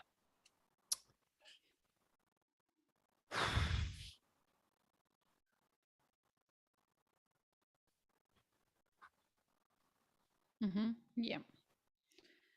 I don't see a good solution for black. Bishop b5, rook b1. Yeah, bishop b5. White develops this with tempo somewhere pretty good.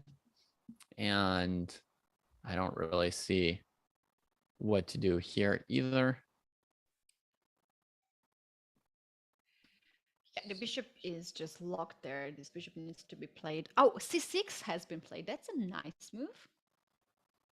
Okay, I let me just, get to wanted it. do C6. that Okay. move. So if white takes on c5, rapport trades on d5, frees the g7 bishop, frees a pawn majority on the king side with e4, and it gets messy. David, I wanted to suggest this move with black, but then I stopped myself because there's d6 pawn coming there, which allows me to take this pawn by the knight next, and I don't like this position. So if you play, I want to play knight to c4 next one to guard my pawn in that way. But now as I'm looking here, like it's possible to play bishop there, and for instance, queen takes the pawn, because if you play knight c4, bishop takes c4, and then queen takes d6. Yeah. First this one. And in this endgame, I am hoping that I can play knight b6 next, knight c4 next. C6 pawn is hanging itself. So that's why I stopped to say that. And guess what? After c6, there's d6 and bishop to e6. Wow. This is the this is all being played. Yeah. This is all being played. Yeah. So what does black need to do here? It needs to get the queen out of the way for rook d8. In the live game, there's queen still on c2, so Korrabov here is considering some other moves as well, I guess. Yeah. Yeah, because I thought maybe knight c4 to make black trade their good bishop, right? But even still, 2 double pawns extra on c-file. So even still, I mean, black's got an extra pawn. Yeah. Can plop the queen on d4 maybe rook a1 and then queen d4. Yeah, I mean, white could pray to defend, but it's never going to be an advantage. So Korrabov played queen c5, and now we're at the position that you were kind of worrying about for black, and we need to come up with another good move for black. And I think it needs to be the queen making way for rook d8. That's my instinct here. So queen a5 or queen g5 are the moves that are on my mind. Oh, queen g5 looks very nice. Just to hit the knight on d2. And you also want to play bishop h3. That's tricky. Like if you move the knight on the queen side. Options. Yeah. Queen g5. Yeah, you like queen g5. And now probably white has to try knight f3. Because we've got the bishop h3 threat. And now I go to f4. And yeah, I don't know, messy, right? I don't know. We've got the idea of queen e4, so maybe you want to take on c6 to defend it, and then maybe rook c8. Maybe I'll be able to chase the queen off and get back into the center. I don't know. We could check, right? I go rook c8, queen e7. Rook b8. And, I think we can justify that black's very much in this game. Yeah. Yeah, this kind of counterplay here after queen g5. Rook a5 has happened. Oh, wow. Let's see. In the game, bishop e6 here, rook a5. I would not have guessed that. Well, I mean, maybe if I had an hour. But it wasn't even on my. Guess it actually, because you were running out from the moves. Like, My candidate was really to move the queen first. yeah. So what his Okay. idea? He's chasing the queen now. And he's potentially chasing it to c6. What is the idea? Yeah. We wanted to play queen c6 for white, right? Yeah. It's a pawn. Question from chat about the queen g5 idea. Chat's asking if queen to g5, wouldn't bishop h3 work? Well, if it were black's move again, I think it would work very, very effectively. And that's why for white, we tried the move knight f3 attacking the queen, not giving black time to carry out their threat. So Keddy and I both thought the bishop h3 would be a threat here. Yeah, definitely would be a threat. In the game after rook a5, I think queen c6 would be met by queen a8. So black wants to trade the queen and bring in another rook on a file, and how the knight moves. Oh my God. Queen a8 winning. Yeah. Richard Reti, another Richard, another Hungarian, would be very proud of winning a game with queen to rook 1. That was Richard Reti's favorite move in all of chess. Oh wow, that's also like it sounds so similar to It does, right? Richard Reti, Richard Rapport. Reti. Yeah, Perfect. That is sick. Oh, creating this pin, winning with the queen trade in the corner. Yeah, and I guess if you bring like queen to c2, oh, the bishop d7, yeah, bishop d7. Just don't have time for that. Bishop d7 wins. Oh, Yeah, we didn't have time to defend this. Not so easy. Oh, knight b6. Knight b6. Oh. Not so simple, right? Yeah. So it's probably rook c8, just because we know that black has something here. It's going to be the aggressive move, attacking. But now we're kind of like solving via, puzzle world, knowing that there is something. So we force the queen to d1. And who knows what. Anyway, we don't need to fish through it. Queen c3 was played. I wonder if queen a8 is still a good move. No, there's probably still knight b6. Yeah, no, because this queen now guards the rook, and queen b6 will be just winning rook, I guess. Rook a7 has been played now. D6 pawn is under attack. And I guess queen c6 is still bad move. And queen c6 still loses to queen a8. Yeah, I guess. Probably. So he could have played rook a7 in one move before. It gets out of the way of knight b6 and stuff. But what he's done is he's backed this queen up so that he has the queen d6 threat. So now white needs to consider moves like knight c4, queen back to c5, effectively offering a repetition. But if white just lets black take on d6, then it's pretty clear white's position is not good. Yeah, it's not. It's not. Oh, queen to c6. Queen c6 has been played. Queen c6 has been played live. Scary. That is scary. It's interesting that Korrabov didn't take it previously with the rook on a5 and now did take it. So there's some kind of hefty. He's hoping that there's a difference. No. Okay. I thought the difference was that queen trading knight b6, but it still loses a piece. Yeah. So queen a8, Keddy's saying now maybe there's some trick with knight b6, but it still does lose a piece and then recaptures. Yeah, white's back rank is a big issue. David, I play King's Indian with h3. I never have back rank issue in any of my lines. So this looks very much like many of my lines or the games, and I just cannot get used to the fact that I have a problem on the back ranks because I never have it. Yeah. I'm going to say I feel like Korrabov played this a little bit too fast because, I mean, he didn't take queen c6 last move. This time he did. I would say clearly he's calculating some long, tricky variations. But he's doing it like so fast, right? Oh, you know what? Maybe he has something like, that's, it's so dubious to me. Rook c1, maybe after queen a8. Can you trade and bishop d7? Do you have a trick there? Rook c7. I play rook a4. d7. Takes d7. Bishop f6 saves the game. Yeah, I mean, the pawn's a little bit scary, but black's got a whole bishop here to work with. Hmm. Yeah.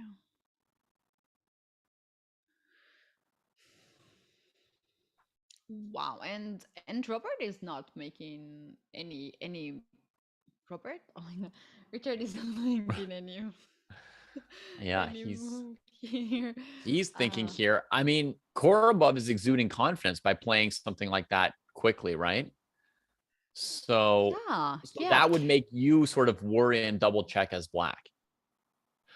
And black has Also, also bishop d7 move, right? This bishop can also chase the queen and attack the knight there. So like there are two ways that Richard can just play, and both are good, equally good yeah. to me.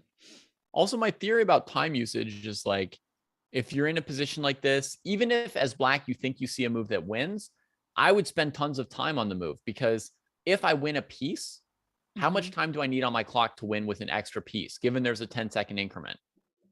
Like basically 0, right? Wait, what? So I'm saying, like, if you think you see a way to win a piece, in Yeah. theory, you could double check it with all your time, because if Yeah. you win a piece, Yeah, you're you can then 100% to win the game. You've got a 10-second increment. That's all you need.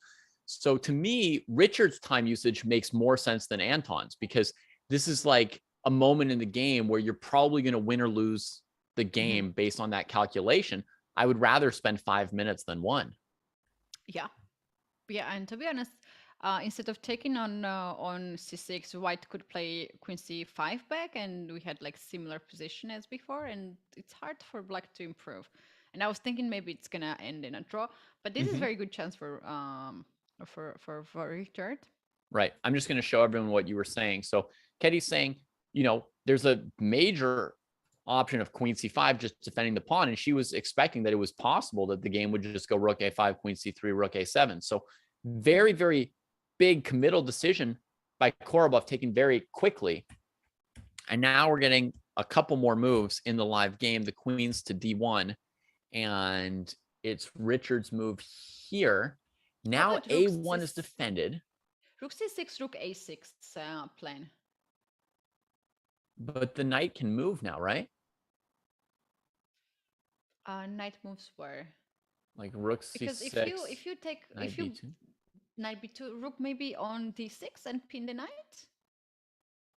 Rook where? D6. Here.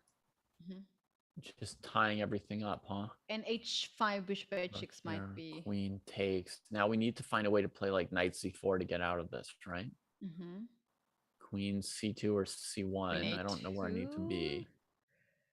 Queen a2. Uh-oh. Okay. Careful. Bishops versus 2 knights. That's careful, Dave. a bit tricky. And neither of my knights is on a square defended by a pawn. That's the real problem. If my knights were on e3 and f3, I don't think you'd be too worried for me. Oof. Yeah, I'm scared, but you didn't win a piece just yet. Okay, I'll go queen c1. After queen c1, I was thinking of usually I was thinking of h5. Oh my lord. Yikes. Okay, this knight has to move c4 now. And rook c6. Oh my god, wherever I go. Yeah. Oh, and I was thinking queen e3, but then I think you can go to a2, and we get the same thing that caused Duda to lose that game last round, right? It's just like you can't move either knight without hanging the other.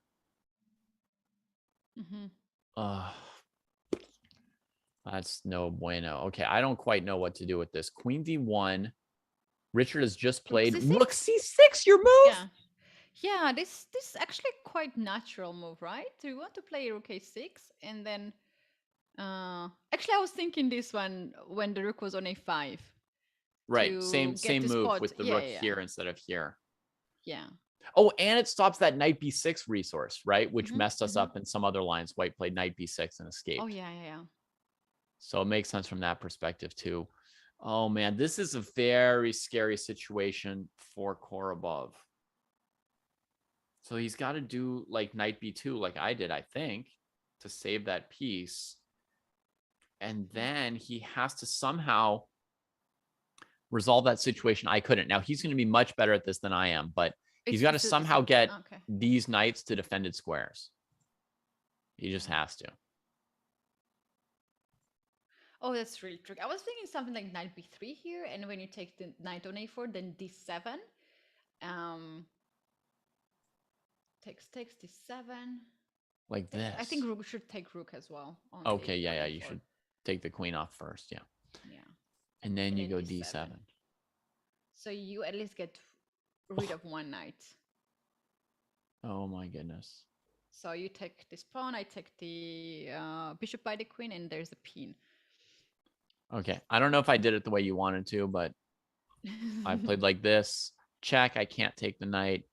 King here, but the knight is... I can still chase the rook with queen e8, I think. Well, the bishop's on the knight too. Oh, yeah, sorry. And queen e4 would be a good move. So I think you have to go to d2. And now I think I want to play like queen b4, rook d6, and try to at least win the e-pawn. Yeah. But this is much better for white than what we were looking at before. This is very, very plausible position. Yeah. We do read chat a lot of the time, Adels, but yeah, sometimes we also have to try and figure something tricky out. But to be honest, this knight b3 is so weird move to me, because if it's not working, then you're just lost. Yeah. I mean, the other idea of your move was that if we triple up, you bring the knight to c5. Yeah. Defend this one, and now I'm all mixed up. Yeah.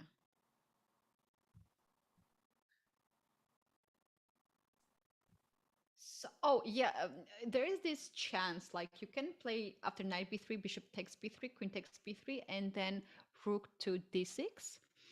And unless there's knight b6 there, which is not, luckily there's rook to b6, yes.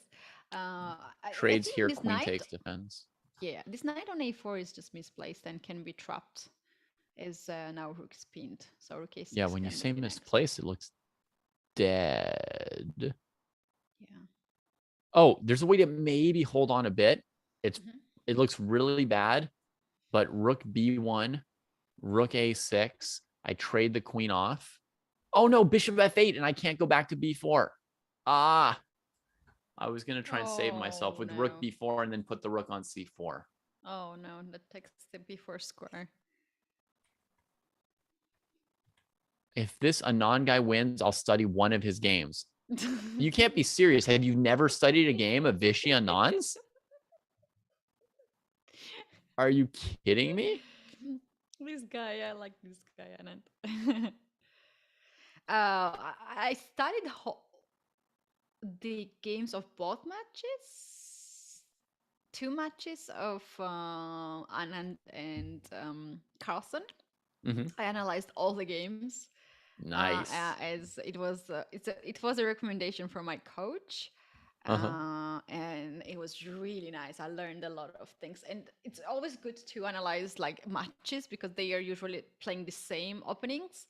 With every day, every game is like updated. Like they worked on it, and they are bringing new lines and new stronger moves. So this is highly recommended, guys, just to check out the World Championship matches to learn some new stuff.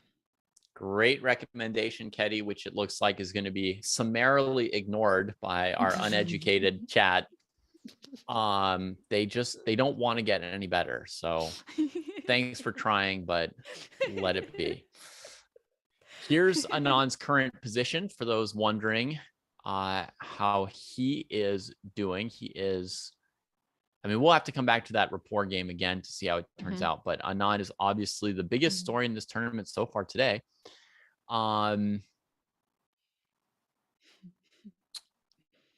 Bishop pair for white. This is reminiscent of the Caruana game against rapport, isn't it? Yeah.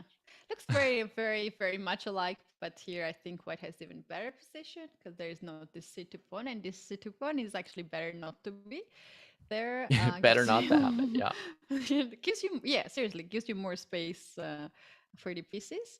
But also c4 pawn is not there, so this c4 not have this c4 pawn. It's a game changer, I think. And I see that engine gives here black slightly better position. Oh my goodness, black is better. Oh, because extra exchange. That's why. Oh, that's why white's got the bishop. It's an exchange sack. Well, that's intense, Yeah. Vishy. The other Can thing we that's see very the exchange sack, how it happened? yeah, we definitely have to go check it out. The one other thing I want to say before we do that is the other difference is Duda has the dark squared bishop. Mhm. In the other game, he had all those light squared pawns and he was missing the dark squared bishop. He was, Rapport was really struggling to control these dark squares against Caruana. Here with the dark squared bishop, Duda's got fair chances. But let's see, what did Anand do?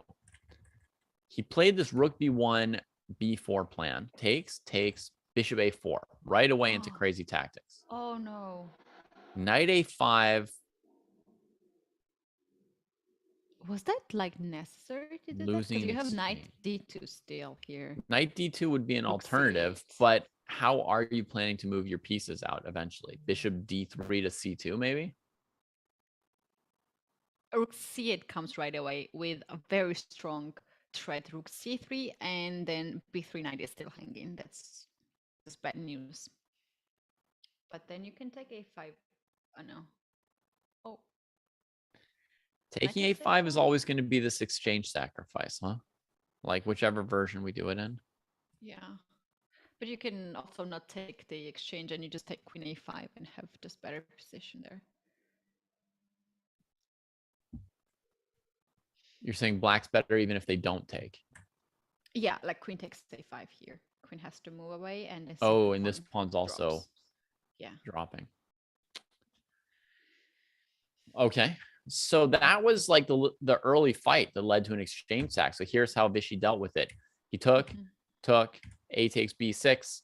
Now, so far, black's up in exchange. Each player has a piece hanging. There's no way for white to come out, further ahead or anything. So check here, takes. 0 pawns for the exchange, just an exchange sack. A4, F6. G4, the same move as Fabi. King F7, G5. I guess they were watching.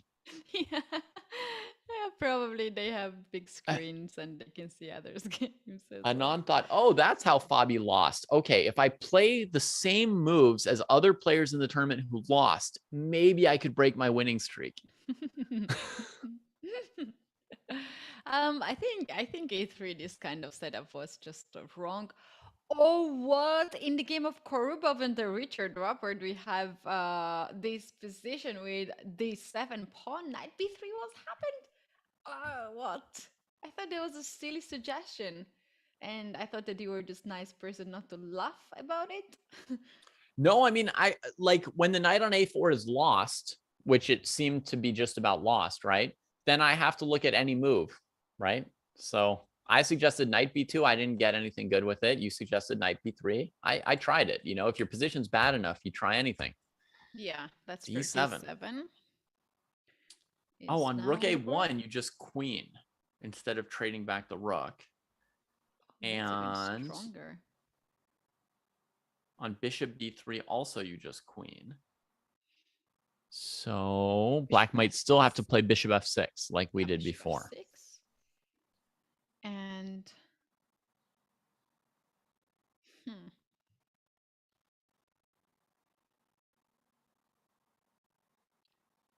I'm thinking about knight a5 move there. Wow. Wait, sacking the knight after bishop f6? It's bad. It's bad. I didn't see rook a5.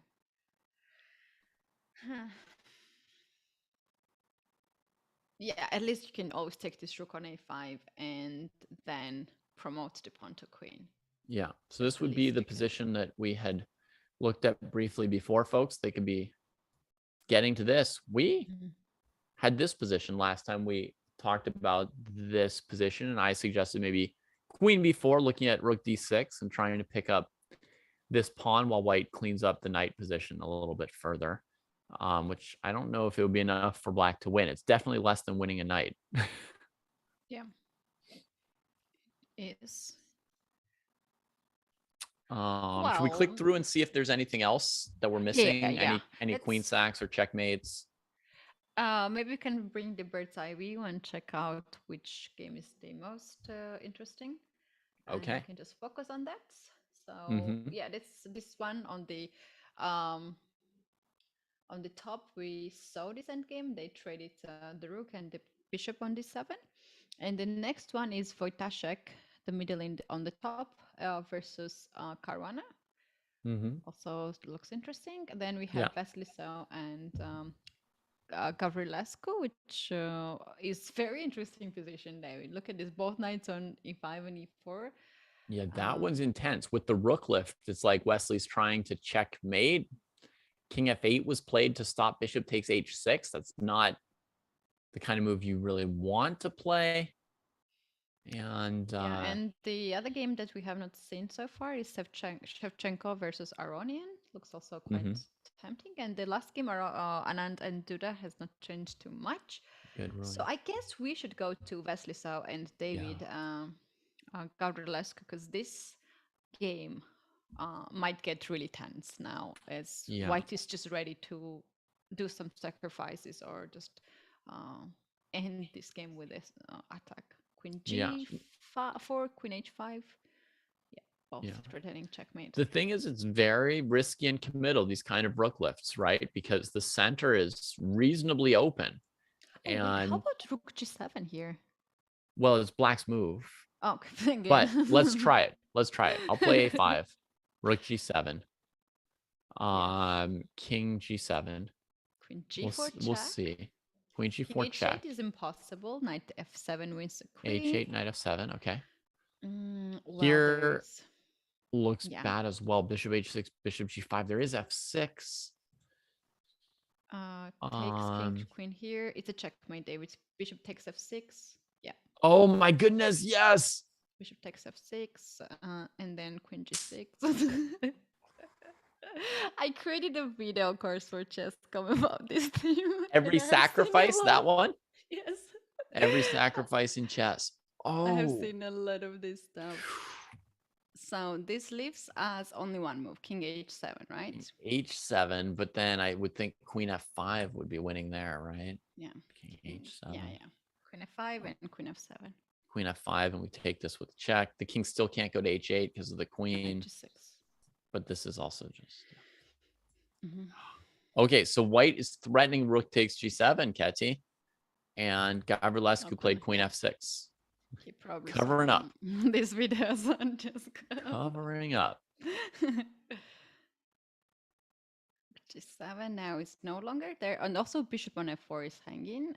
This is where you regret that you didn't develop your rook to c1 at some point. You would have rook takes c6 available. Oh, and knight d7. And knight d7 be a winning position for white if they just, and it seems like Nice. random, like what is your rook doing if it's just out, but sometimes it does something. Yeah, nice one. Nice one indeed. How white is going to improve this position? Because if you just bring this bishop back on e3, then black will take the knight on e5 and get another pawn. Get a pawn, not another, just a pawn. Yeah.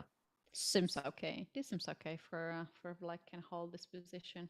So maybe queen to g4 to keep this pressure on the king side. Oh, bishop to Bishop d2 just played. d2. Yeah, queen g4. That could have made sense, but what about G5? h5? An h5. Oh yeah. Yeah. Trying to deflect the defender or get a queen trade. Yeah. Not working. So bishop d2. What's the idea of bishop d2? Like after taking on e5. Takes, bishop c3 and g7. Ooh.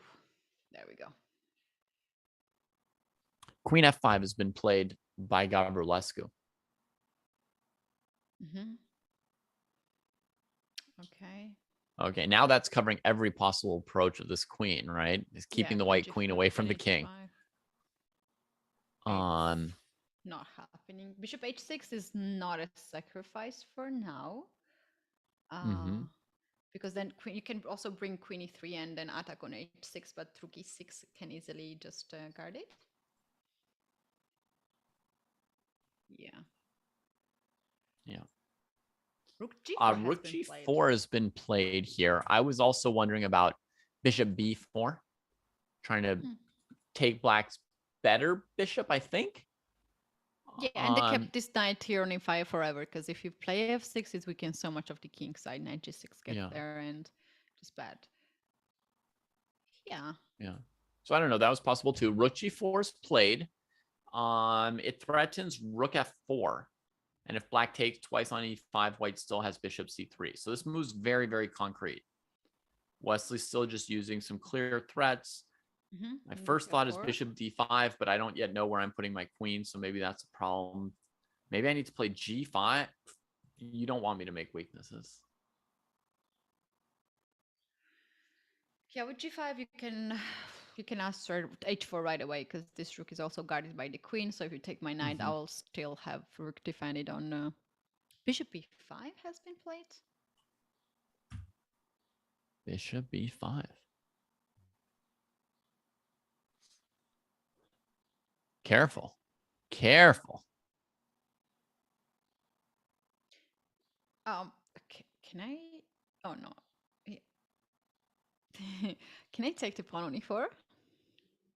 Like queen takes e4. Trade. And then if f6, you have knight g6. Yes. And if you play rook c2, then I have bishop c3.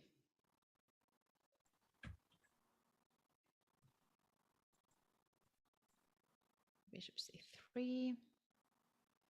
Yeah. Yeah. Looks playable. I mean, yeah, but the pair of bishop, that's a huge power in this yeah, position, in the endgame.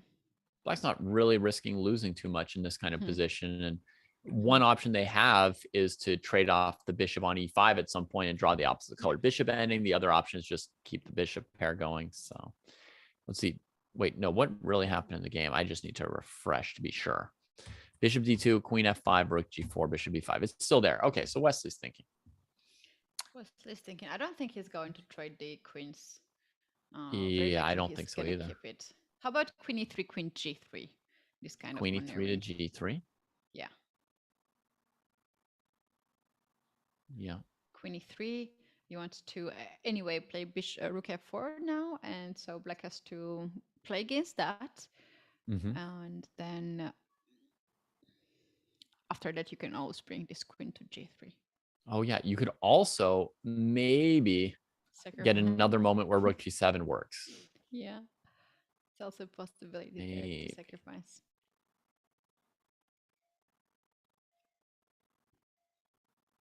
Okay. Wesley's still thinking from what I can see. So I'll just bounce around and we'll come back. We'll see. Oh, I think he played queen e3 when I tried to leave. Yeah. It's like, don't take your eyes off me. Got to give Keddy a point here. Queen e3 is played. And I was trying to calculate f6, rook g7, and I wasn't seeing it quite working, Keddy. King g8. So I was like getting to this position here, and I just... Yeah, now you need this rook to have on e1 and to play e3 to get this rook on We g3. need the rook again. Yeah. We need that rook I was twice. thinking maybe it's time to play rook e1. g5 has been played. Like just played g5. So that's against rook f4, but this weakens the king so much. So I would play rook e1 here, David. That must be why he played bishop b5, because here there isn't your h4 move because of bishop takes knight. The queen had been on e2, as you pointed out to us before. So that's the meaning of bishop b5 from Gavrilescu. I mean, also the bishop's better here than on c6, and the rook's happier. So I mean, it's a good looking move. But I think he had in mind this g5 follow up. And okay, Keddy's suggesting to us rook e1 here for white. Are you thinking to maybe take on e4 with the rook at some point here? It can be easily, because why not to take this pawn there? And after taking this pawn, you have more space. Like you're gonna have additionally this f3 square that you would like to have the rook. And what would happen if white just took the pawn right here without preparing it anymore? We don't do the queen trade, right? We just play rook here for Wesley. How about f6? Is that working? F6? Okay, f6, and if my knight moves, the rook is Yeah, it's hanging. hanging. So G4 you can try. I don't know. G4, queen h7, Seven. queen f3. Three. Right? This is sort of a key variation. Yeah. When you have so less on time, you can't really go so deep. And maybe you Yeah. just want to play something like I would play Rook E1 here, not to Okay. risk too much. I mean, everything is a risk because black's threatening f6 in a lot of these positions, right? Regardless of what you... Oh, yeah. In fact, now if after Rook E1, there's f6 move. Right? Yeah, that's it.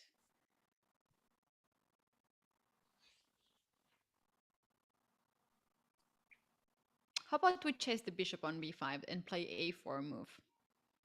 Oh, yeah, because that was black's little improvement of their position was bishop b5, kicking our queen and opening up the rook. So we fight back against that.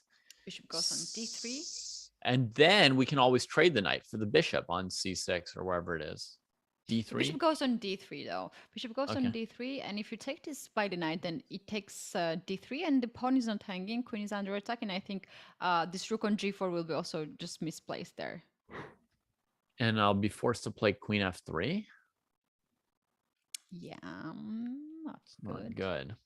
That's definitely not good for me, right? I go here, here, and then rook. Yeah. I don't know if you want to play rook e2 or c2 first, but they both look good. Yeah. Oh, David, can we just very quickly move to the game of Aronian and Shevchenko, because there is like a whole bunch of the pawns in front of the king just gone. Wow, so this was a closed Rui Lopez position, I think, where whites played d5 in order to advance on the king side. Black turtles up with f6 and g6. They make some room to defend the king. And then the center blows up. White takes out black's entire center. Black takes out white's pawn. Material is equal. This knight on g2 is such a funny knight. Just holds things together. It's like a pawn. Yeah, maybe rook c2 is a possible move. Maybe check and then rook c2.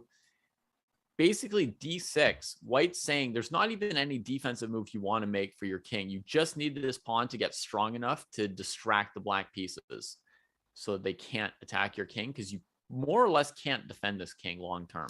But David, if we play rook c2 here or trading rooks, like is there queen e7 and t7 coming up? Wait, if we do what? Queen takes the rook now. Yeah, after rook c2. Yeah. Take the rook, perhaps. Oh. And now queen h8. I improved the position. Move. Queen and h8 now you go was there. d7 here. D7 sorry, here? No, not queen e7. Instead of queen e7, queen h8.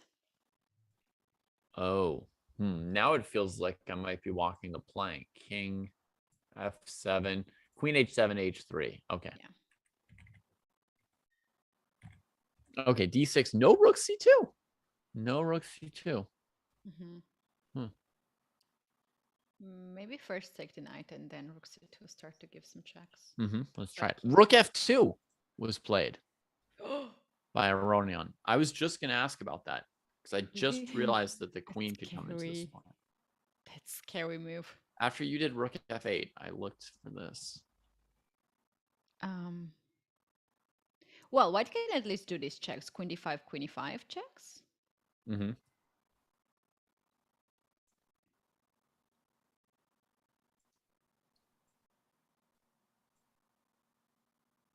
Oh, hold on. Hold on. After king g7, there is rook f2, king f2, and queen d4. I'm trading the queens. No! I didn't want to play an endgame. Okay, now it's all. But if the king gets in the middle, we might be able to win one of these pawns. Mm. I have to be careful. I don't allow knight f4. I'm definitely going to blunder king e6, knight f4 at some point. Yeah. Yeah, that can be okay when the king is closer. Not easy to make the move. Mm-hmm. So that's something that could happen here. Mhm. Shevchenko's got 20 seconds, so he's going to have to figure this out in a hurry. And he plays Knight knight f4. f4. These guys are Wow. extremely strong. So he's Knight sacking the rook on f4? f1 completely and probably going for like queen e6, right? Oh, queen e6 and this rook will be hanging too. Yeah, that's right. You can take this rook, but then the king will be just so lonely there and so weak. But seems like knight f4 was the only accurate move there. Really? Oh my goodness. Like I would just be freaking out at this point. Yeah, I mean, I would lose like 10 games in this position if I have like 10 tries. so bishop here, queen check, king here, Mm-hmm. queen check, king here, queen check. That's a draw at least.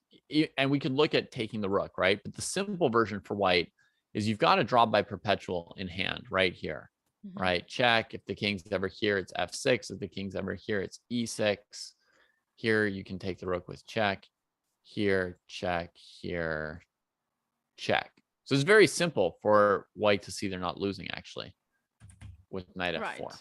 Yeah, yeah, maybe he just wants to make a draw because he has like seconds on the clock. Aronian has 7 minutes on the clock, and yeah, for sure, draw could be a very good result. And the position itself is very complicated. The other thing he could try, you know, and I don't know if it loses or not, but on queen c8, does black have rook h2 or anything here? Rook h2, king takes h2, queen f2, king h1 only move. Queen h4 here, queen f3 here. Shoot, not quite. Okay, sorry. I was too fancy. It's just like that would be the kind of surprise move where it punishes you for taking your time with the rook. So what does black do here? I mean, white's threatening probably knight e6, maybe d7, d8, maybe queen c7 would win the endgame here. It would. Queen c7, pawn c7, rook c2, rook d8 wins. So they need a move. Okay, something just got played. Knight f4, bishop g4. Wow. Aronian's keeping that tension as Chefchenko has 10 seconds on the clock. Yeah. He stops queen e6, no perpetual. I guess he's not threatening bishop d1 though, right? He didn't play bishop f1, so he's probably not threatening bishop d1. He's probably threatening nothing. White. Yeah, he just keeps this bishop here. Bishop was under attack, so it just went back. White gave a check. I'm thinking white could just play d7 if they want to, right? This is... Oh, but once you do that, then the queen covers some squares. But it attacks the rook as well, so...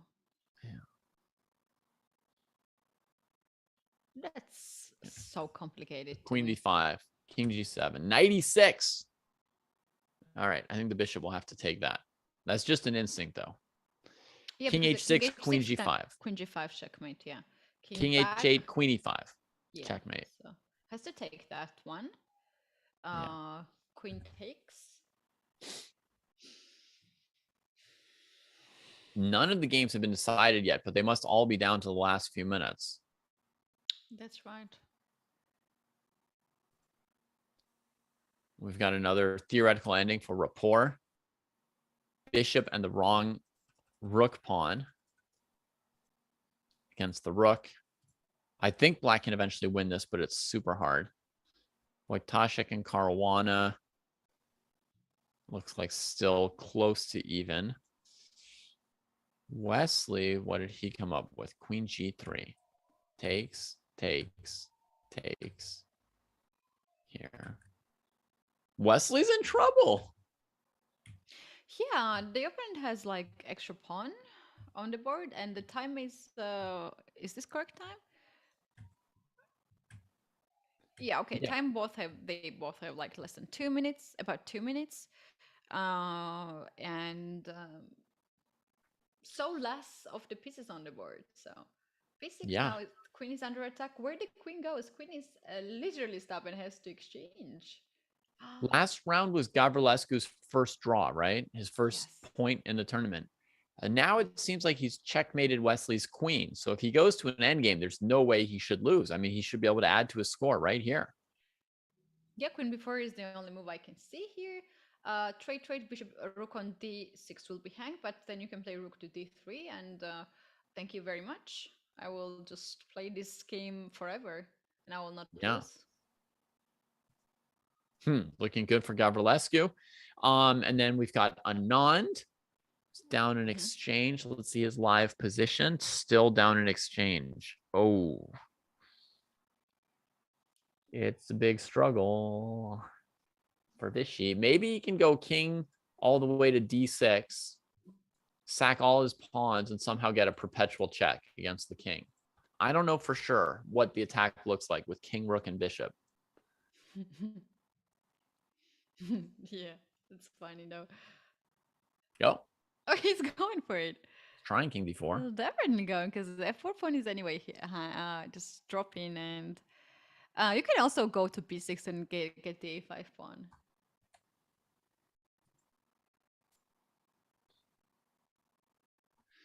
Wow. Yeah, I wish we have 2 minutes for Duda. we have. Well, I think Anand's possibility not to winning put- this game. I think he's not winning this game. Yeah, it's gonna be hard to win. I think I think king, rook, and bishop might be able to give a perpetual, but not a checkmate. So I think realistically, he's just playing to save this game, Keddy. Yeah, the king is too active, and the black pieces are all of them on the back rank and the side of black side. So that gives a lot of activity for the king to the king. Oh, here's an idea. Someone in chat said we could move the king to b6. And at first I thought, well, but then we can't play rook c7, right? Because the black rook's going to f4, f3, c3 is what I was imagining. Where you're going.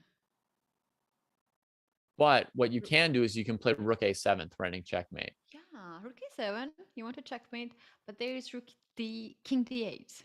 Right. And then on king d8, you go back rook d7 check, king c8, because if they go king e8, you play rook c7 and take the rook on c3. So like here, here, here. This could be like the exact position, right? So at first I thought the king has to go to d6. But now I see that here rook a7 should be a draw. King here, here. Yeah, but it's very important to keep the king active in the end game, and it can just result to save the game. So probably he sees that and he's going for that. After rook f7. Duda didn't take a pawn with check. Yeah, he's probably just avoiding this king. Yeah. King move there on b6. And Vishy had to give up the 7th rank. That's tough news.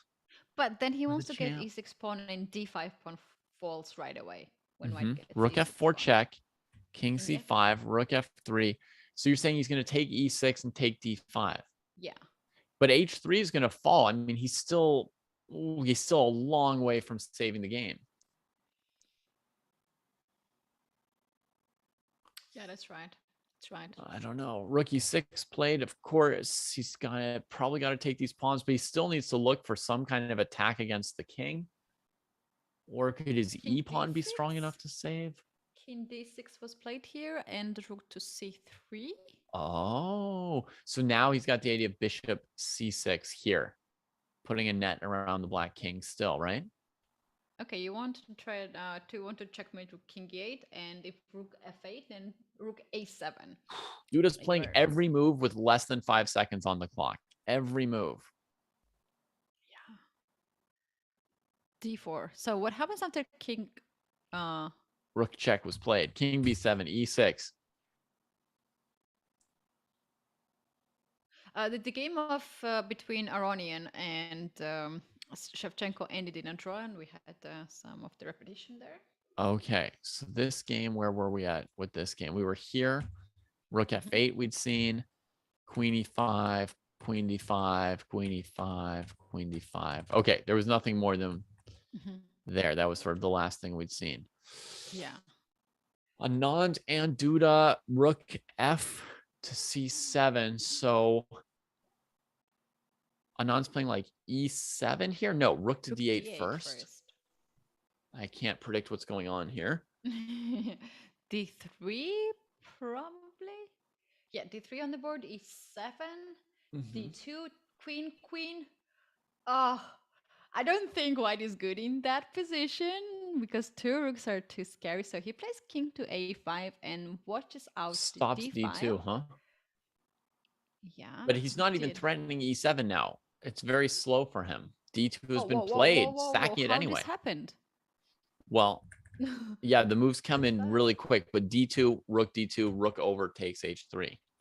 King back into d6 to try and play e7, and now the rook gets behind the pawn. Yeah, but bishop d7 and e7. Bishop d7 will break coordination. There's also bishop a6. Is that working, David? Bishop a6 here? a6. Oh my god, you have to watch out here and then here. Oh, bishop a6, king takes. And king takes. King takes, rook takes. And can we make that draw there? King is good. Maybe. No. Rook b2. Rook b2. Okay, that's aggressive. That threatens like bishop d7 winning the game. Oh, wow. To that 26 seconds on the board, he has to make a decision. And I was going to say my instinct is rook h7, but then you might get checkmated by bishop d7, like king c7 or something. Oh, there's rook c. Oh, then bishops. Yeah, maybe rook c3 to save us. Yeah. So rook Risky. g7. Okay, rook g7. Similar to this. I don't know why here. Yeah, I don't know why he does that. Wow. Ooh. The trade. Oh my god. But you got to take it. You got to take it. We know him such a kind person, but the way he plays, it's not kind at all. We have this trade. So how do you save this as black, right? Because white's the one threatening to win right now. The E pawn is just so strong and the king isn't there. Maybe king b6. Oh yeah, king b6, e7, rook e7, king c5. No, that's not. Yeah, that's somewhere there. Now take the e7 pawn, king c6, king c5, king b4, and then you get a4 pawn. Okay, right. You just run your king to the a4 pawn. That's a draw easily. I guess he can do it here too, right? King b6 and sack the rook on e8 instead of e7. Okay. Yeah, we have this king b4 now, and then just play a7. Right. Sorry, h2. I'm really confused. And for white, actually, it's important in order not to lose. You need to put your bishop on c6. Make black sack the h pawn to take your a pawn. If you just let black walk over and take your a pawn, then I imagine you lose. Yeah, if you play king e7, king e6, and you want to bring this king quickly into the game, or you play bishop b5 here, that's a huge blunder. Then after that, there is h2. So bishop f3 here should be the move. That ended in a draw. Yeah, 2 draws in the last round today. This is round 6. Yeah, this is round 6. And another game has ended. I think Voitachek and Fabiano Caruana is also draw. Oh, that's a draw. That's a draw. Look at this. Looks like they've repeated a couple times already. Knight and the rook just traps the king there on the back rank. This is one of the most important patterns for knight and rook to know, just that they can do this thing. It only works when you position your rook on d2 or e2 if the king's on the other side of you. Yeah. and the knight has to have access to the bishop 3 square. But this is like a fundamental pattern to know. If the king tries to get away by going into the corner, the rook and knight can give checkmate with rook h2. It's good not to try too much. Another game has already ended. Wesley So and David Gavrilescu. Wesley saved the game. And this is the second point for David here. And we have so far 4 draws, 1 last game in progress where Richard Rapport is Winning. winning endgame. Yeah, the only game that's going to end in a win is this one here. This is a dead win. If there weren't rooks on the board, this would actually be a draw. As some people know, it's the wrong bishop to promote the rook pawn. Without rooks on the board, you can just hide your king on h1 and it's a draw. With rooks on the board, it's a win for black. I had this in a tournament once. It's not difficult. Really? Yeah. I mean, yeah. Because there's rook h2. Here it's going to be particularly easy. Rook h2 is about to finish it. Yeah, king g1, bishop f2, and that's game over. Because if the pawn is on h2 and the king is in the end in the edge of the board, then it can be a stalemate. But we had after king g2 resignation here, and after Korrabov resigned. I think he risked too much by capturing this c6 pawn, David, and that's all the resulted after that. Like, he had to play so defensive chess, and the only moves there after that. So yeah, definitely he could try it better earlier. Yeah, let's see a little bit of that game real quick before we go on pause, because this was the one win of the round. So, oh, he didn't give the bishop that I sort of guessed he would. He made sure to win the extra pawn. Okay, makes sense. So we got a position with just one extra pawn. And, you know, it's probably 50-50 win or draw, this kind of endgame. Yeah. And here Korrabov thought this is his chance to trade off the pawns. Really? I mean, there's other defenses possible, but he tried this and eventually lost. I think this is theoretically losing, so maybe not the best choice, but yeah, this kind of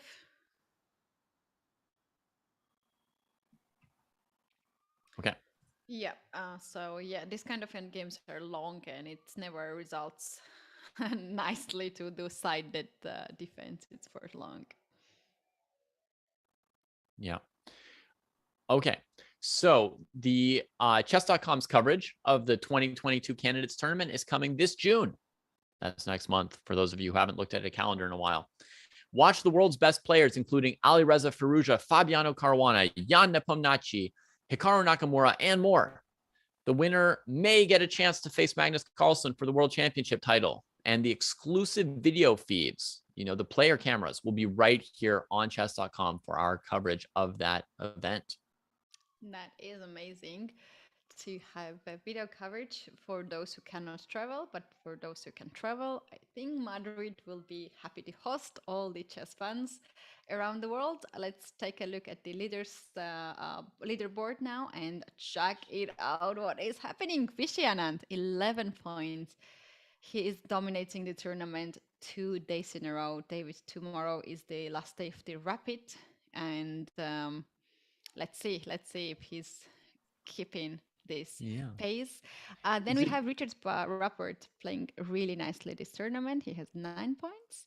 And then Wesley So and Jan-Krzysztof Duda are chasing those 2 players. Yeah, is it fair to say that Rapport is really chasing at this point now that Anand's not winning every single game? 2-point difference. Yeah, maybe it's a bit of a chase. Yes, and here we have this another leaderboard here, which shows that Anand has won like 5 games and made 1 draw. And Richard Rapport lost 1 game, but after that he managed to come back and strike back and win rest of the games and made 1 draw. So far, that's it. We still have 3 last rounds happening tomorrow, and after that, we're gonna have 18-round Blitz tournament. So let's take a look once again the schedule. Here we are in the second day. So the last day tomorrow. Make sure you guys join us at 2 p.m. Central European time, or which part of the world you are. I'm sure you're gonna check out the schedule and you will join us. And last 2 days. those 2 days are about fun, I think, for us and for Mhm. also chess viewers who enjoys to watch Blitz games. We're gonna Yeah. have 18 games, so that's incredible. And you'll be doing coverage every single day for this Superbet here? Last day I'm going to visit the tournament in Warsaw because it's like 3 hours away from me, and I really want to see the tournament. And Yeah. I'll be doing that before 23rd. So yeah, So will you be doing commentary or not that day? 23rd no. No commentary. Okay, so you'll miss Probably one not. round in order to be at the round, still watching the round. Yes. Good choice. Good choice. Yes. I guess it's a really long tournament, and actually, because the standings of the Rapid and Blitz are combined, ultimately, Mhm. Anand's lead of 2 points is actually not that much at this point. At first, I was thinking of it as like just the 9-round Rapid. Mhm. Okay, he had very good chances to win the 9-round Rapid, but if you think the combined standings, there's still a lot of room with That's a 18 good Blitz point. games to play. That's very good point, David. That's very good point. Which makes this tournament so tense, which still keeps this intrigue in progress because we don't know what's going to happen and who will get the most of the prize here, which is $40,000 for the winner, which is incredible money for sure. And Mhm. we're gonna know that very soon in next few days. So guys, please join us. Make sure that you join, and thank you very much for being here. Last words to you, David. All right. Thank you, Ketty. It was a pleasure. I won't be with you tomorrow, but hopefully I'll get to watch part of your commentary. And to everybody else, enjoy the rest of the tournament. See you next time. See you.